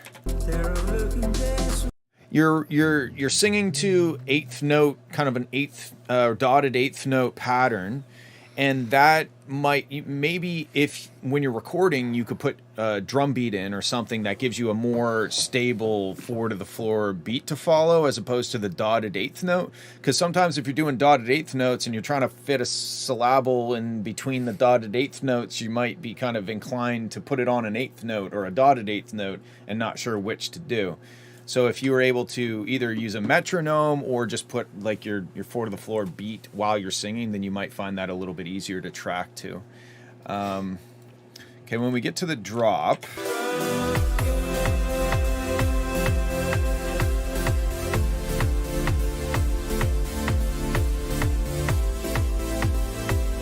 is there side chaining on this?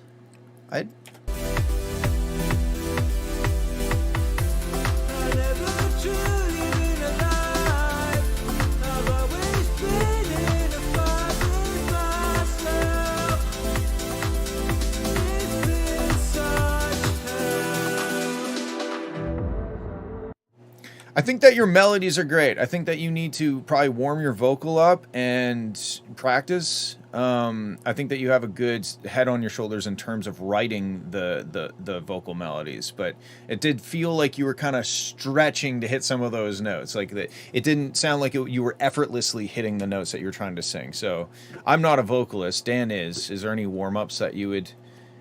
Do you do warm ups? Do you do like I do fee fi fo fum. I do warm ups, but yeah, I struggle with the same thing sometimes. Like even when you're warm, it's like sometimes when you're at the top of your range, it's like it's going to be a little more strained feeling. Yeah, and that's where vocal tuning is really good.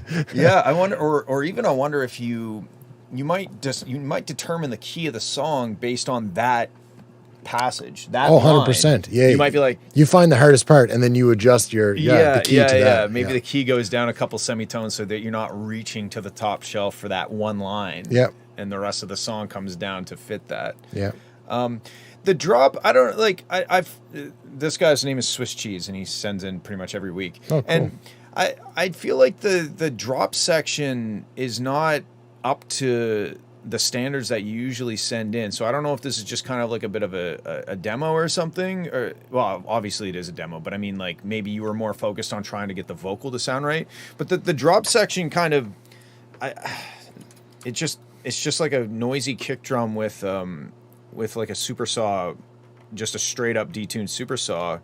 So it doesn't really have a whole lot of kind of intrigue to it. I don't really know, but I kind of feel like, do I really need to tell you that? Because I know that you have made these sections sound a lot better in the past. So maybe it's just kind of like a placeholder for now. I don't know. It just, to me, it just sounds kind of like here's a kick drum and here's some chords being played on a detuned sawtooth. I feel that breezes embraces me and tells me to be free. Deep inside my soul, I feel lost everywhere I go. People talk, now there's one thing left for me to finally accept who I'm meant to be.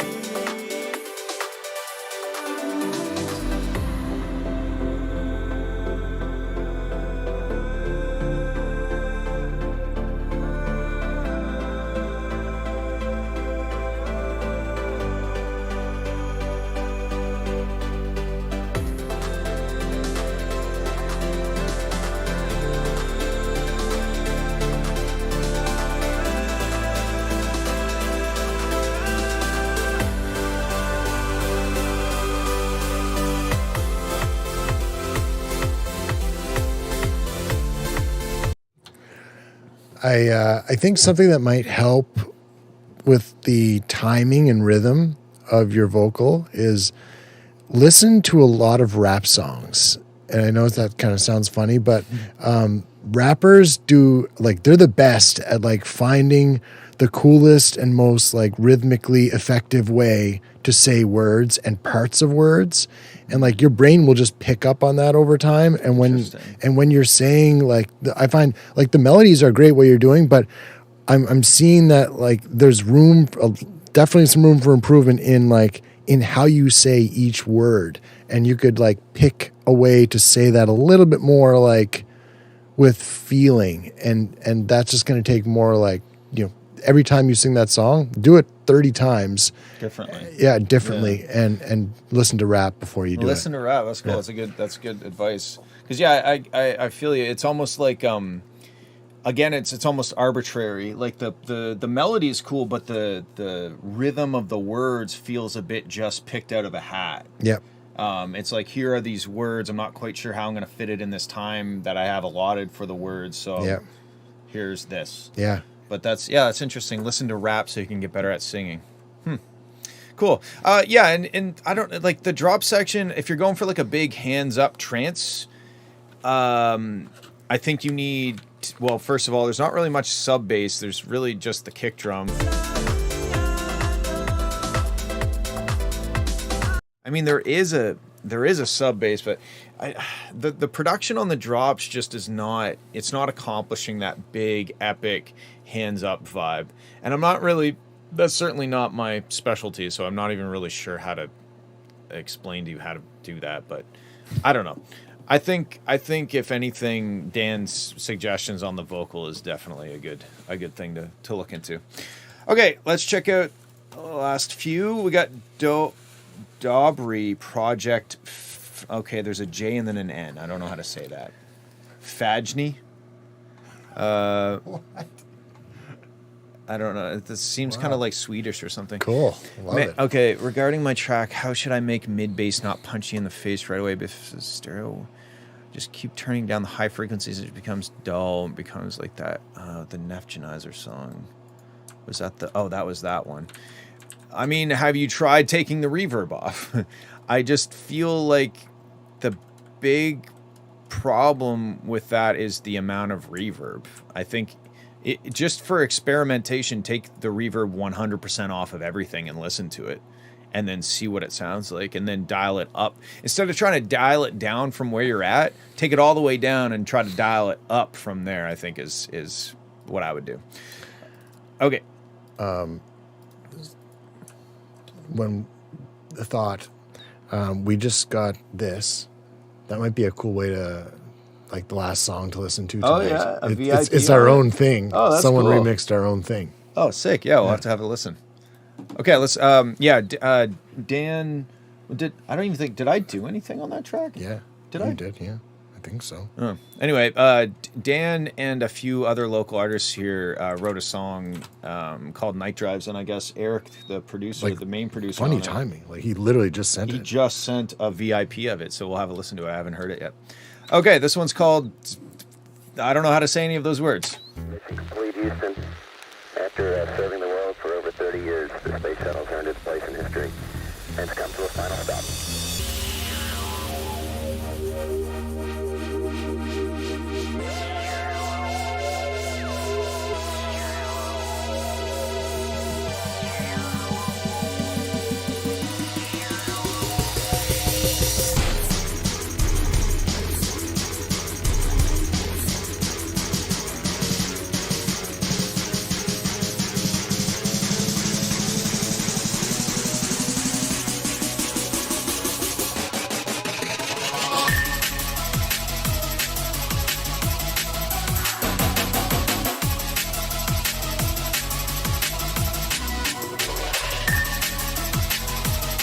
This sounds like it sounds like a Sega Genesis, PlayStation 1 boss fight. Yeah. This sounds like a PlayStation 1 boss fight. Musically, I'm so confused, but I also don't know like if you were to pull this back closer to kind of musical reality, it wouldn't be what it is. I don't know what it is though. It's very I don't even know, not mischievous. There's a word that describes what I'm feeling when I listen to it. It's like not dangerous. It's I don't know, let's keep listening. The word will come to me. Yeah.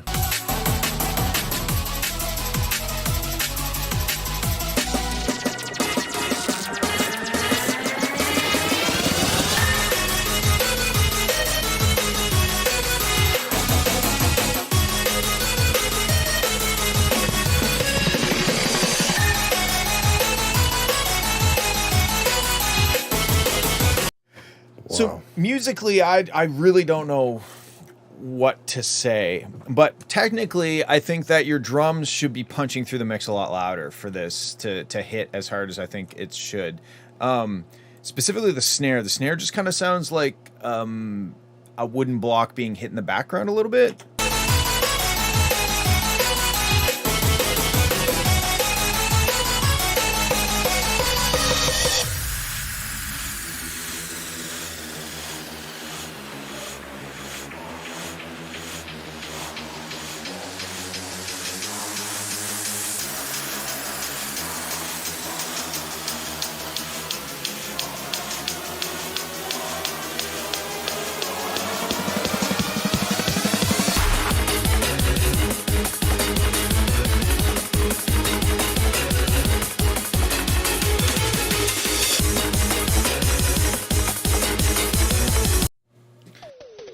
Okay, I found. I think that's because the lead and side there's kind of sound. I think that might be because lead instrument side chained there, because it sounded kind of off then.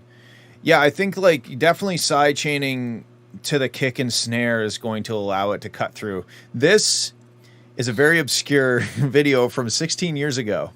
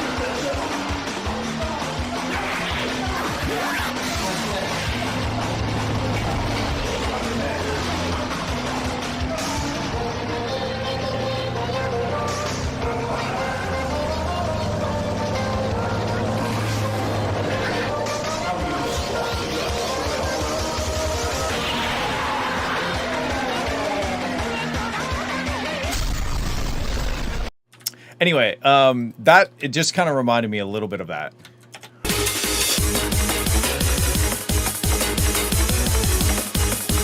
Okay, this section is much better. I think like the side chaining is working in this section. It almost reminds me of like Mortal Kombat.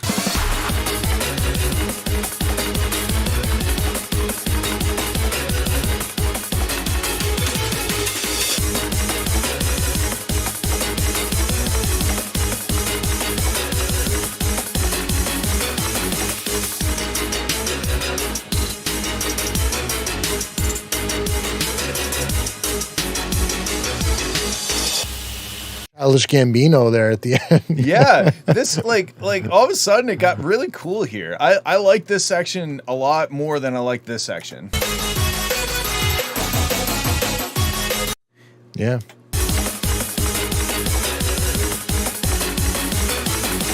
It's a very unique song. I've never heard a song, even the song that it kind of reminded me of was nowhere near it and was accompanied by a very strange video.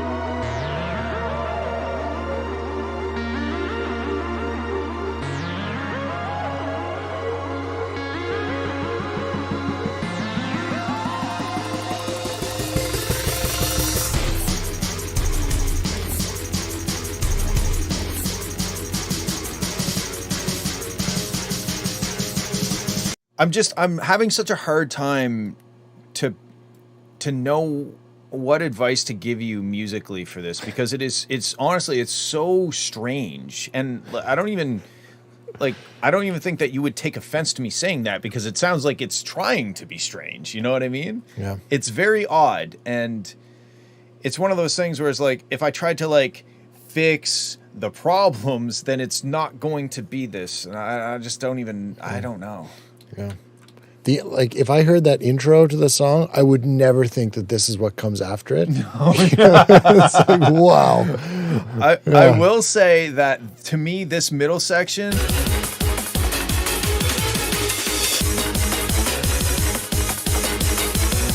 to me, that's the most accessible, I guess, is maybe the best word to use. Like accessible as a normal music listener.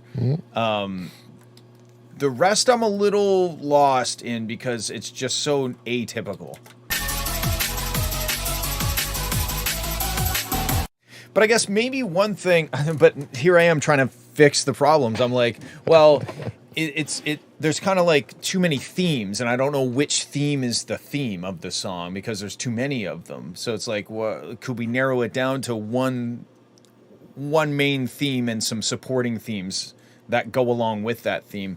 But then it wouldn't be the same. So I think my only real advice on this track is to try to get the snare drum to punch through. I think one of the reasons why this section sounds better is because it doesn't have the snare drum. It has a kick drum on every quarter note, like it's the 4 to the floor, and the kick drum cuts through with the side chaining properly. Yep. So if you could get the snare drum to cut through the mix like you did the kick drum over here, then I think this section would be much better.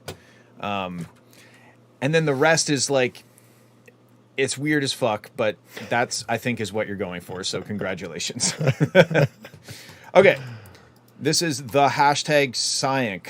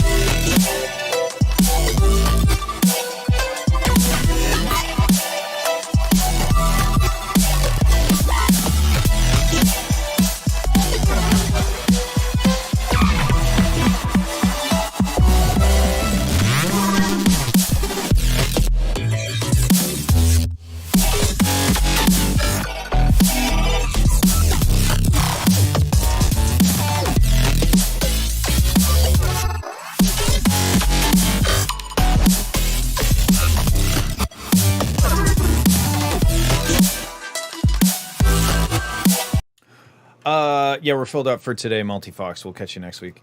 What do you think of this so far? I loved everything up until, I don't know what the actual bar number is, but like around 17 on here is when I got lost, and then we went into like, now there is no beat land.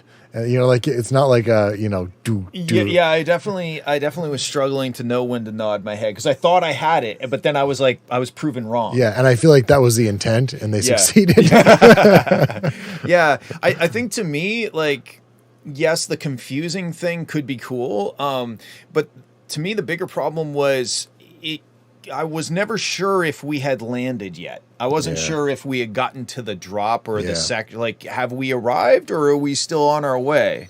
So I feel like it just kind of gets a little vague where we are in the song, because it feels like we're building towards something, but we have full strength drums and full strength bass and full strength everything, but I don't feel like we're there yet. I don't even know if we're there yet. I think there was like a section right here.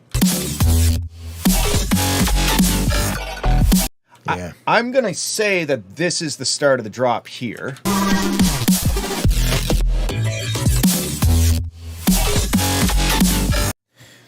But everything leading up to it was about the same intensity. Everything leading up to it was about the same energy level. So it's, and it's still kind of the same. Whoa, it's like dodging my predictions as to when the drums are going to hit. Yeah. So I think maybe you could, if you want to use that kind of evasive rhythm in the build-up and stuff, but then maybe go to something that's a bit more, now we can get into the groove and now we can rock out, you know? Yeah. They should call this song Electron. It's like, as soon as you want to touch it, it's like, oh, that's over here now. Yeah, Like, yeah. It's a cloud of debate. It's a cloud. Yeah, there's a probability that the snare drum will land here, but we can't say for sure. Not there. Okay, let's keep going.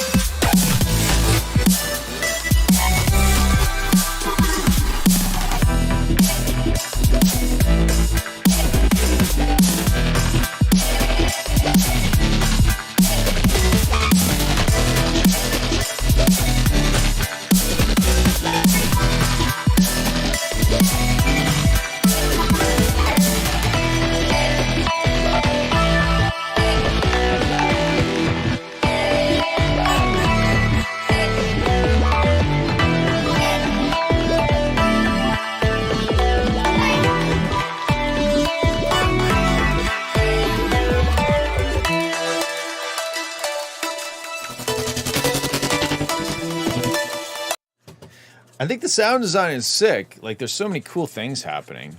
But I think you're losing contrast because you've kind of got the same, like, all the delayed out, reverbed out, things happening all the time. So I think you're missing out on, like, a really cool moment where maybe the delay shit all gets turned off for a section and we get more into, like, a steady groove. But that was a nice groove that we finally got into. I think arrangement wise it might have just been a bit of an obscure path to get there. Yeah, this feels like a classic.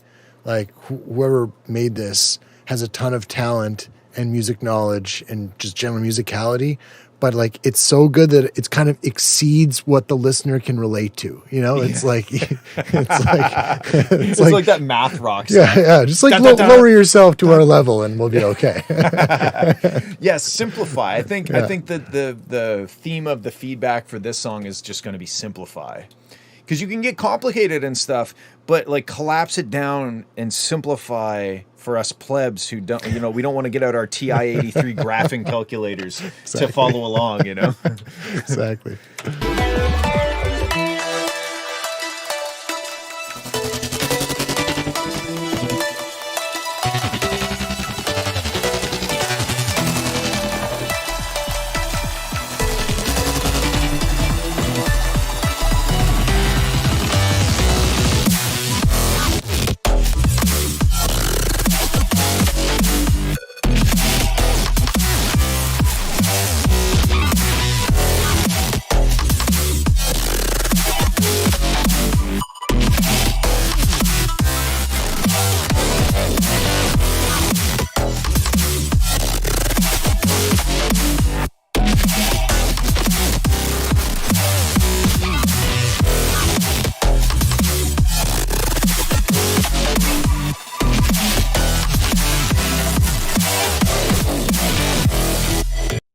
I think that was a better drop. That was more like, I felt like I knew where the drop started. Yeah. Like it built Agreed. up and it landed.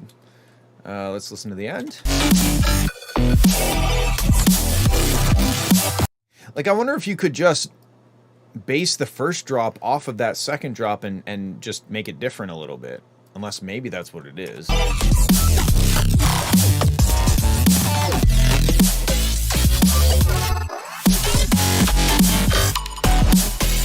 Yeah, I think that kind of, maybe it's just the way it gets to the drop is the problem through this like maze of musical obscurity.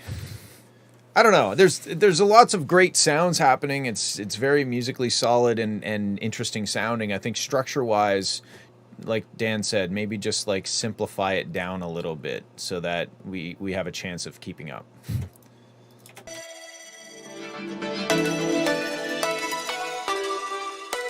And I also would like you to try turning off all of your delay effects during one section and see what it sounds like. Because I feel like we have delay the entire time. And it sounds cool and it's very trippy and dibbly-doobly-doo. But sometimes it's nice to just simplify. How can I send feedback? You submit your tracks. Oh, I guess I'm kind of cutting off because I had to make room for Dan. Submit your tracks. You have to manually type in the link because I don't know how to use Twitch, I guess. But we're filled up for today, so you have to do next week. Every Friday. Okay, next up we got Why So Cold Hot version 2. Yeah.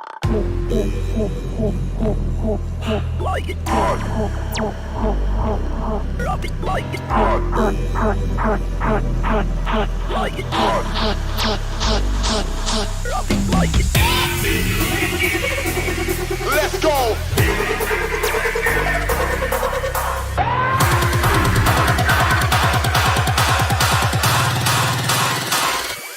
Drop it like it. Like it. Drop it like it. Let's go. Yeah. Like it. Drop it like it.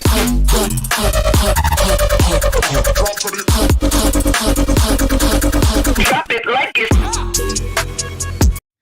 I think that's dope. The like it too. only real thing I'm thinking is that the clap is a bit anemic. Like it's just fitting in with the rest of the sound. There's the rest, the sound. Like it's just fading in where it should be punching through. Let's go. Yeah. It's not way off, but I think it could punch through a bit better because there's so much complication of like cool things happening that having that predictable clap cut through the mix to kind of punctuate, adding periods throughout the complication. I think that's one of the things that a snare or a clap does in this style of music. The kick drum pattern moves around a bit, but we always know there's going to be a snare or a clap on the 2 and the 4, so it should cut through the mix more so that it can provide more of a punctuation. Anything on your end or just all No, good? no, Okay, let's good. keep going.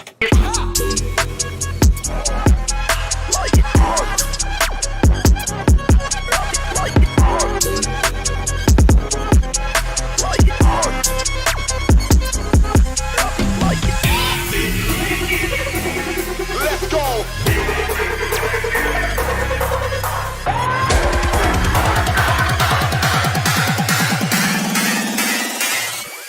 Drop it like it. Like it. Drop it like it. Let's go. Yeah. Like it. Drop it like it.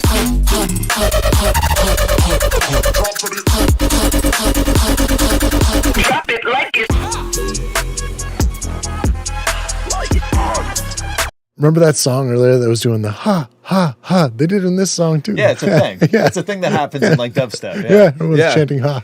Yeah, it's really good. I mean, I think that might be my only real criticism is that I like to think of the kick and the snare. It should have the same kind of impact, just in a different way. You know, like obviously the snare is not going to have a big low frequency thump, but it should still cut through the mix and be side chained too. I really like the vocal thing, the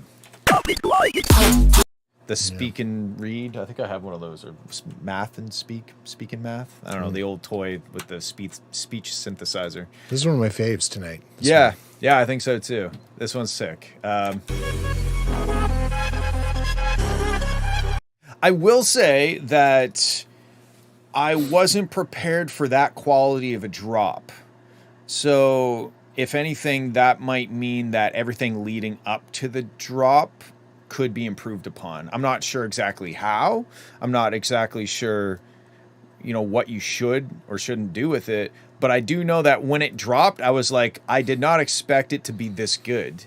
And I mean, sometimes I think it's good to surprise and delight people, but I feel like it kind of went like this. Like the intro set me up with kind of low expectations a little bit, and then when the drop hit, I was like, "Holy shit! I'm glad I listened to this."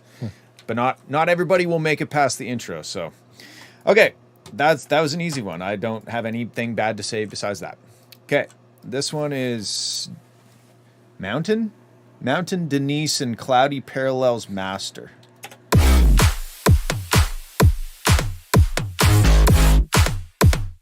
This is like 2008 electro drums.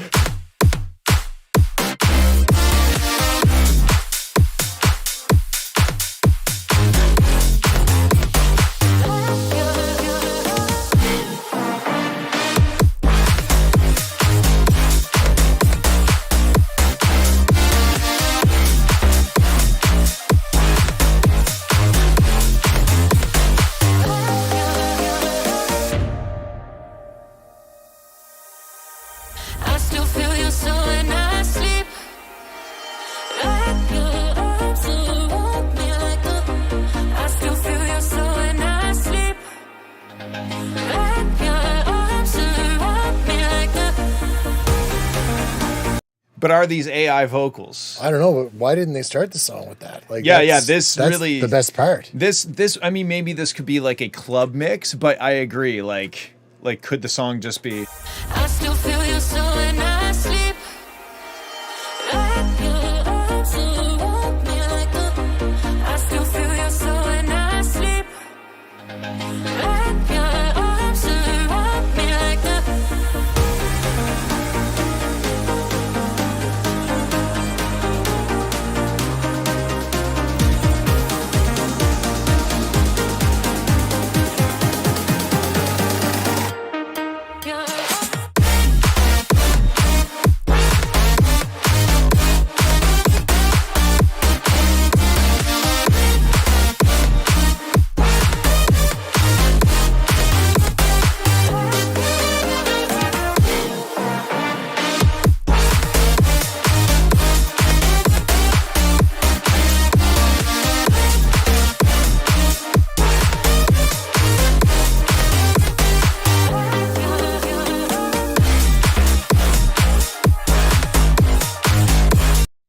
So at this point, I'm thinking maybe, I don't know. I don't think that enough has changed in this section to justify another round of it. I mean, I was still dancing for sure, but I feel like there just needs to be a little bit more variety in this third section if you're going to do a third section before the breakdown. Yeah.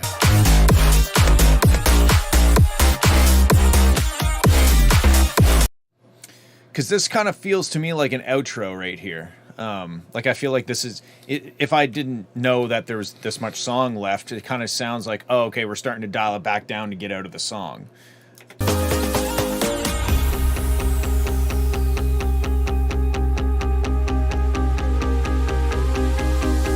It might not be an AI vocal. It might just be so banged up with pitch shifting and stuff that it's got that kind of artifact-y kind of top end to it. Yeah.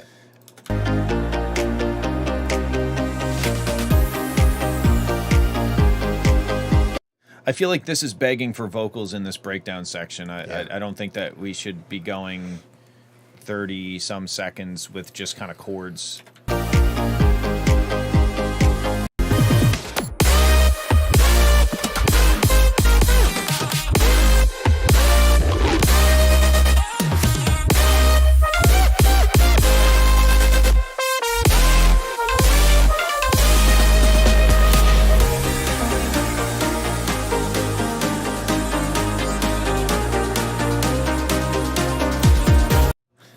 It's like some Swedish House Mafia Yeah. stuff. And I think if you took this and you chopped it up and rearranged it with a lot more vocal, this would be like a banger. Yeah, 100%. And that's exactly what I just did. I just went and got those other vocals.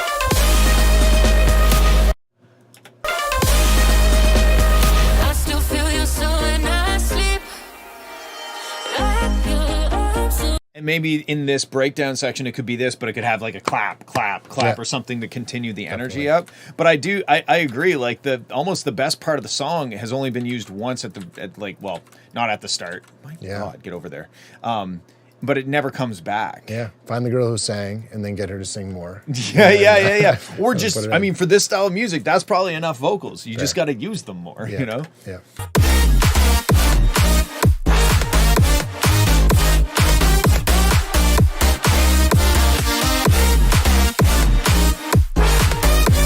I mean, yeah, just use the vocals more, I think is the feedback on this one. sounds great. And the arrangement. I mean, the arrangement, if this is like a club DJ mix for a DJ to mix in a club, then maybe.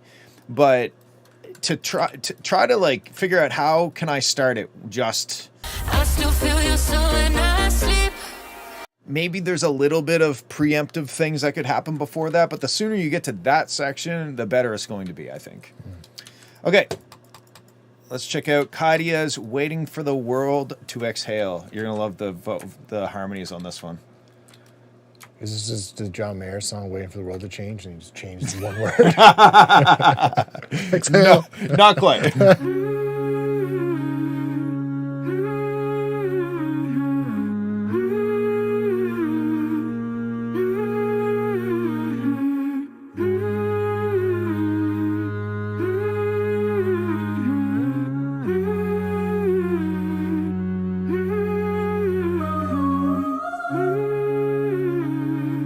Lying in an open field, waiting for the world to exhale, and the sky is blue and purple.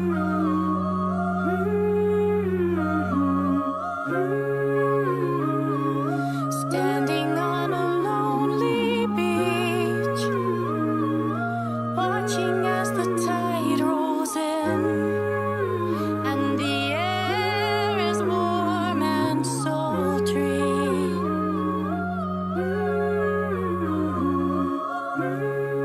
Walking through a quiet walk, sunrise filters through the trees, waiting for the world, waiting for the world, waiting for the world to exhale.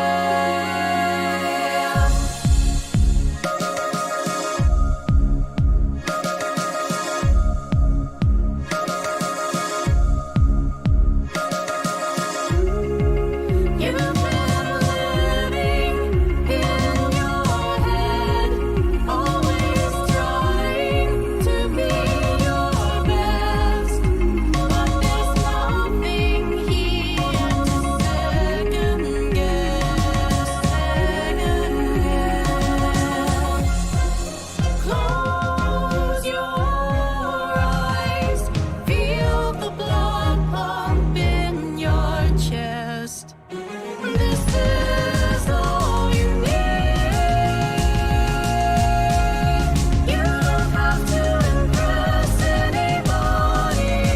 This is all you need. You just have to breathe. You have to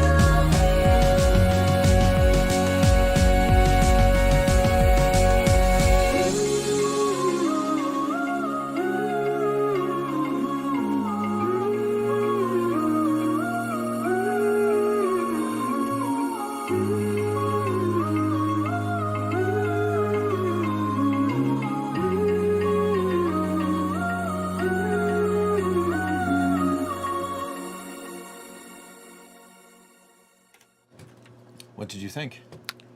I thought it was really pretty. I think something that was apparent to me at the end of the song was you had this like cool intro, which I like really liked, and then we got into like the meat of the song, and the meat of the song just kind of like carried. It was just like, now we're doing a thing, and then we do the outro, which was kind of like the intro.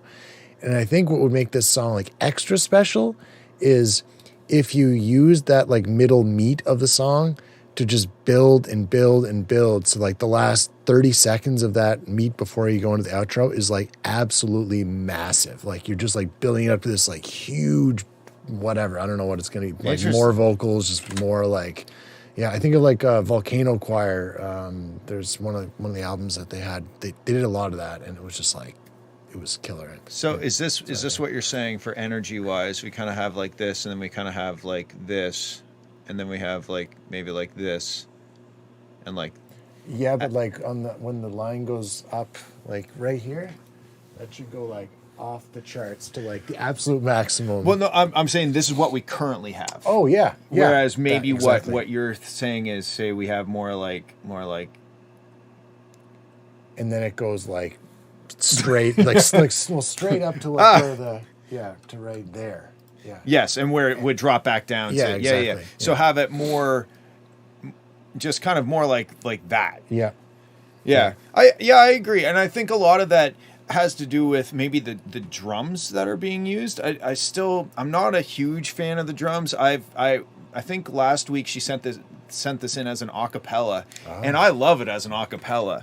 I actually like the new plucky thing that you put in this. Dun, dun, dun, dun, dun. That thing is cool. I really like that. I still that kind of swelling synth thing, that still to me gets in the way of the vocal, especially right here. There's a line where we can't really understand what you're saying.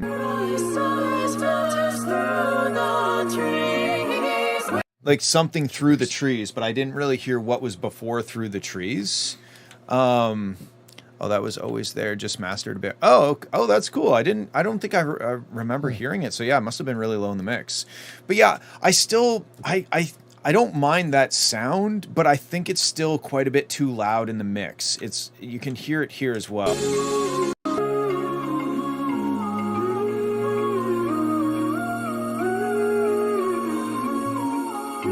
String? Yeah, it's like well, I don't think it is a string, but it's kind of doing a string. Okay. The high, yeah? Yeah, that. Yeah, because you can kind of hear it when it starts. I think it's not a bad volume, but then it kind of ramps up and you can feel it hitting a compressor. Yeah. You can actually hear the compressor, like it and something else is going into a compressor, and you can hear them kind of interfering with each other.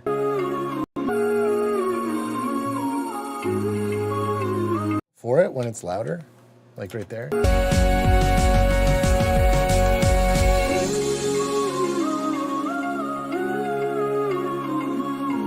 Ramps up again. And then it ramps up, and it does the same thing here too. Like when it first comes in there, and I think that's the right volume. Yeah. But then when it swells up, it gets in the way of the vocal, and I don't know if it's it swells too much. Should I automate the gain? Yeah, I mean, like either that, or if you like the way it swells, maybe you just give it minus 6 dB of gain overall, so it still does the swell. It just starts at a lower spot and it hits the right spot and comes back down. But is it going into a bus with your vocals or something? Because I don't think it's hitting the master limiter too hard, because we still have headroom on the file itself. But I can hear it doing compressor things, specifically like right around here. You can kind of hear it, the amplitude of it kind of shaking and like fighting for like space.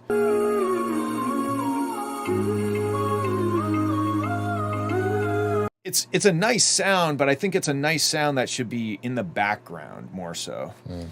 Now, I know you said you changed the kick.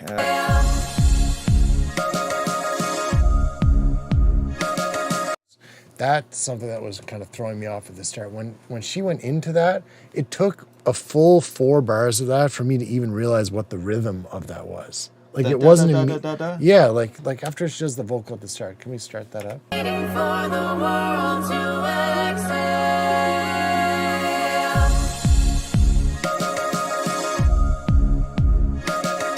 Like it took me till the end of the 4th version of that to even like catch, okay, here's where we are rhythm wise. Like I was like, what is happening here? It's kind of Really? Yeah. Interesting. Maybe, I mean, I've heard the song quite a few times. Maybe that might be why. I'm kind of blind to it. Yeah.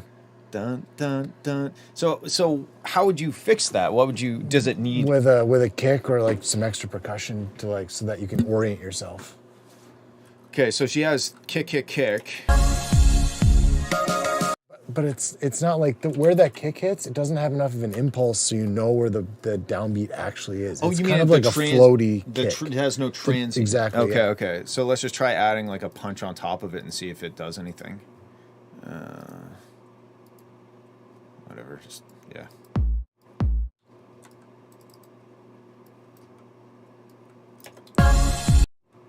Oh, what's the tempo, Kadia? I don't remember. I probably figured it out. Maybe try a snare at the same time too, so it's like that crack, so you know. I don't know. The kick might do it by itself, but I feel like it might need more. Tempo is 91. Oh, it's because I'm doing that dotted note. That's why I'm like, whoa, it lined right up at 120. Okay. Dun, dun, dun. Wait, are you sure it's... Oh, I'm dumb. I'm still on triplets. There we go.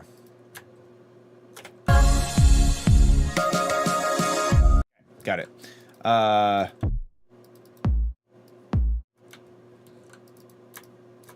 So let's do this, and then we'll turn her track down a little bit. Do you have a timpani? A timpani? Yeah. I think a timpani Actually, you know, it's funny. I recommended drum damage on Native Instruments for this. So she submitted 2 weeks in a row with some edits this time? Yes, yeah. Oh, cool. Yeah. Or he or she, I don't know. Here we go. Yeah, I recommended the... Oh. Like, or do you mean more like a tone timpani? Yeah. Like a doom doom? Yeah. Oh, interesting. Yeah. Okay. That's for some reason I thought cinematic Michael Bay. How about just that?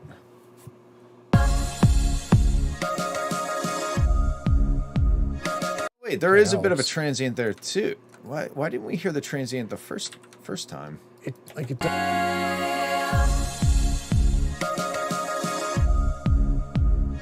I don't think it is there the first time.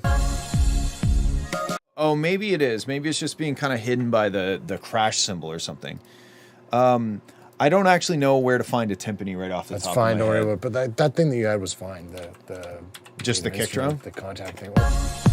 Oh yeah, okay. So let's do, make a new pattern.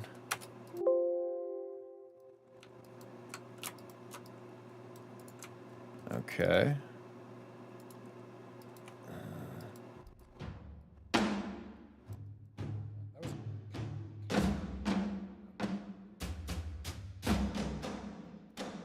That one? Yeah. It needs, even the flam is kind of nice actually. It really like adds some. Yeah. Okay, let's we'll do a little flam. Nice. I think that's gonna add a lot. Why aren't you playing songs? I just wanted like a little bit of, oh my god. Dun, dun, there it is. Dun.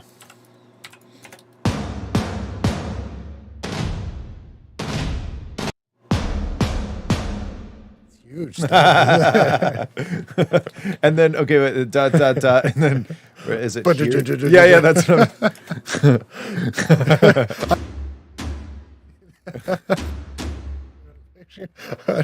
I'm picturing like Lion King kind of like, maybe like yeah. Oh, right, I gotta do it.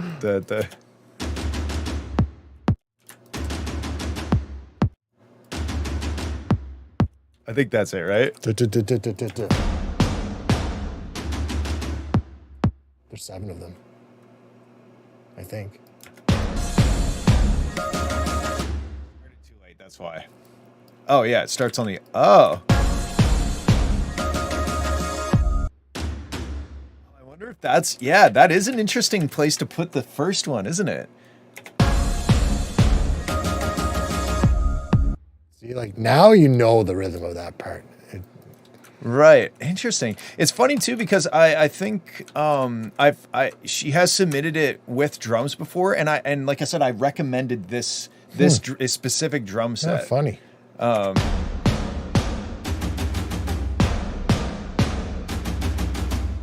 wonder if it could do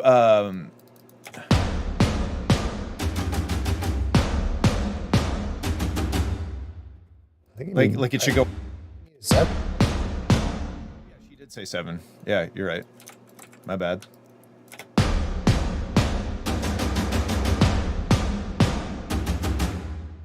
I like that with So- the 4 on the end. Yeah, kind of like a call and response.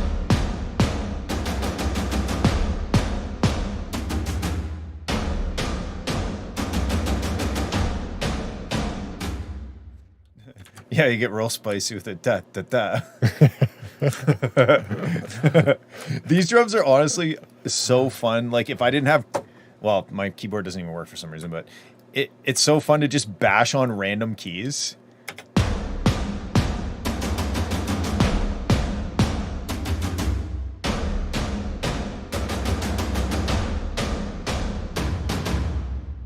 on to Dune 3.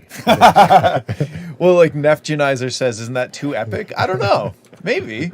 We'll find out. Yeah. Okay, let's We might have ruined this. yeah, we might have made negative progress, but we had fun doing it.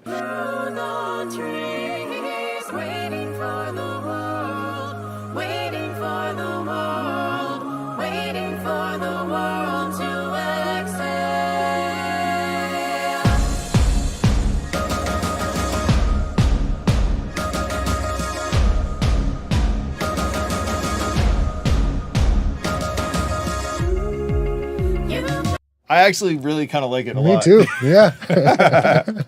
I don't know, Kaidi. I mean, I can render these out and send them to you if you want to try playing around with them.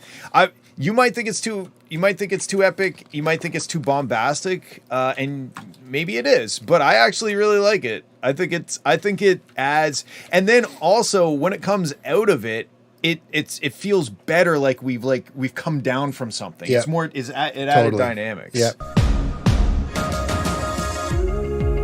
Okay, so That's a really nice transition actually into that. I agree. Yeah, that's actually sick. It's funny because I recommended this. Why didn't I actually try doing this?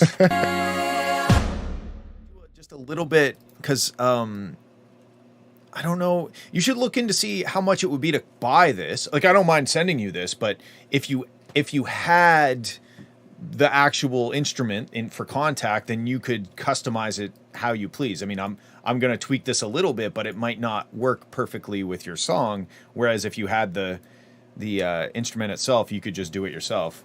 Although maybe it's not a bad thing that you have, because sometimes you can sit there and fuck around with it forever and not make any progress. I know all about that.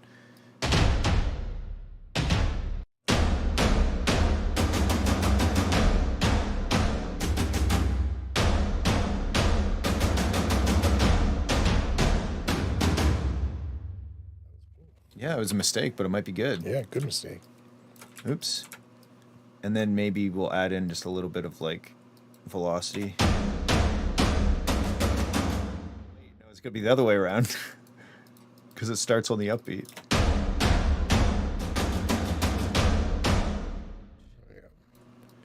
And last two, keep them high.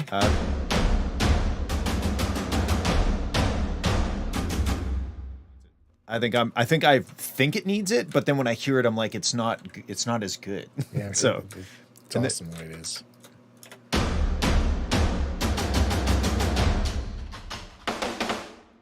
oops.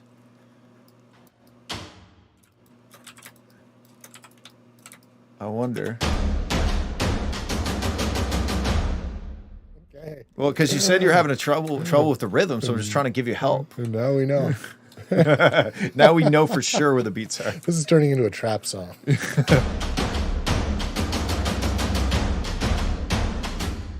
know what I could do? I could put this over here and render it out. I could split this up basically like into sections, stripping more and more out each time, and then you can just use which section you want. So if I go I like think that one that you have right there that you just added, if you make those in halftime, I think it might feel better. this, Yeah. yeah. Why am I doing? There's almost certainly a better way of doing this. Samurai. Not a very good one. No. A drunk samurai. So this is what we're gonna do. We're gonna do 4 variations, and I'll put a little bit of space in between so you have like the drums ringing out and stuff. And they'll just increase in intensity. So like maybe with this, we'll take the bottom end out of this first one. Take all the bottom end out.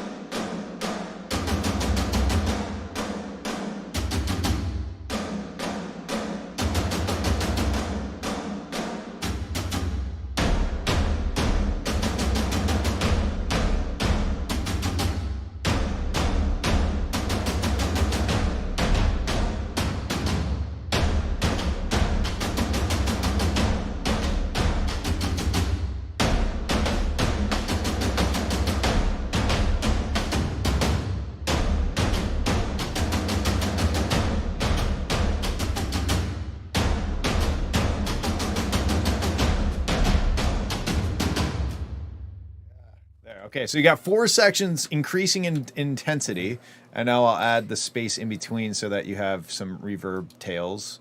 Oh no, now I'm going to have to do thinking. Can you undo it? No, I didn't screw anything up. I'm just like, it no longer lines up with the, Oh. you know what I mean? Because I put it over half a bar for some reason. Okay, I'm making myself more confused than it's worth. We're just going to skip an entire, there we go.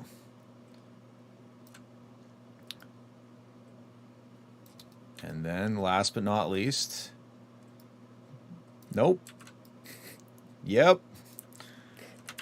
And then, There's like a little winky face in the bottom of each of these. oh, it is a little cheeky, isn't it? Yeah. A little whoop. Yep. The tongue sticking out the side. Yep. All right, here we go. Render and sender. I'll put it in this, I guess. This is going to be Kaidia's ultra epic mega fantastic drum thing. Derm. Okay, and we render at 24-bit, and there we go. And I do recommend that you get, if it's not expensive, it's a pretty old library, so it might be pretty cheap. But these, if you like the sound of these drums, that Contact library is a good one to have. Okay, and then the last thing we're gonna do is listen to. I guess we could. We'll play a little bit of the original. Oh yeah, okay. Play a little bit of the original song that we well, mostly you. I think I might have helped produce it at some point. It's been so long, I don't remember. Okay, so this is a song that Dan sang on. This one was Eric and Monstosaurus Laser Mortis. The way you got there linguistically. Wow. Yeah, so this is the track. This is the original, and Eric, the producer on it, just sent us a VIP. So we won't play the whole thing. We'll just play a little bit of the original. Streets seem to bring out the feelings that could build up the buildings that stood all around it. The night sky fell, bouncing on the wet pavement, taking time as a payment for all its beauty. You can fill up the spaces between shadowed empty places with just one heart. You can't take another break, leave it alone, scream out your name, just have to start.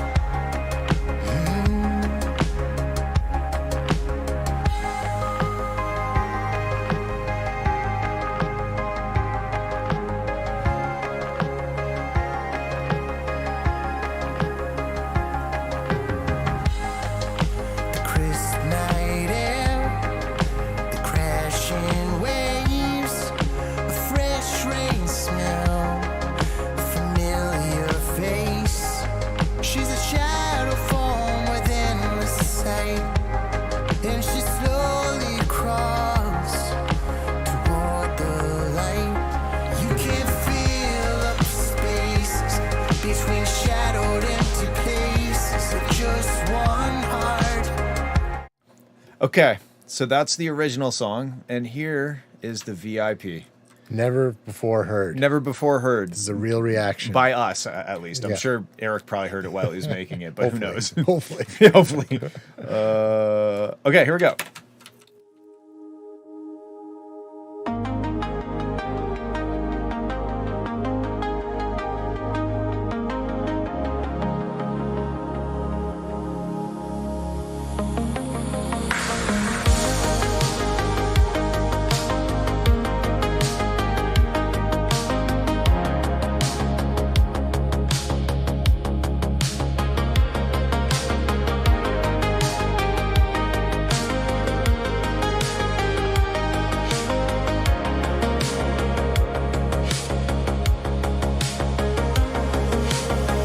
Streets seem to bring out the feelings, like it built up the buildings that stood all around it.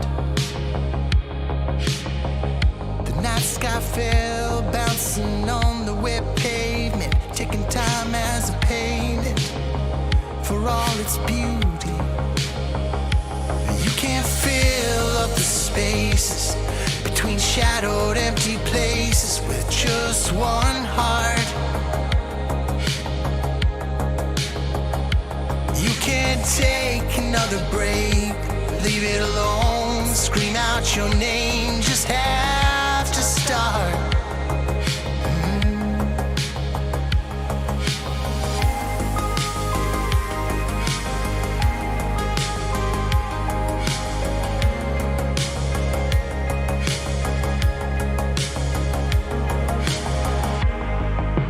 Crisp night air, the crashing waves, a fresh rain smell, a familiar face. She's a shadow form with endless sight, and she slowly crawls toward the light. You can't fill up the spaces between shadowed empty places with just one heart. You can't take another break, leave it alone, scream out your name, just have to start. Yeah, so we really dig the sound of it, but the timing on the vocal, the whole vocal seems early or something. Like it feels rushed a little bit. Yeah. But it's really cool. It's way brighter, I think, than the original. It's less lo-fi and more synthwave. Yeah, I like the synthwave version better. Yeah, it's very cool. Very cool idea.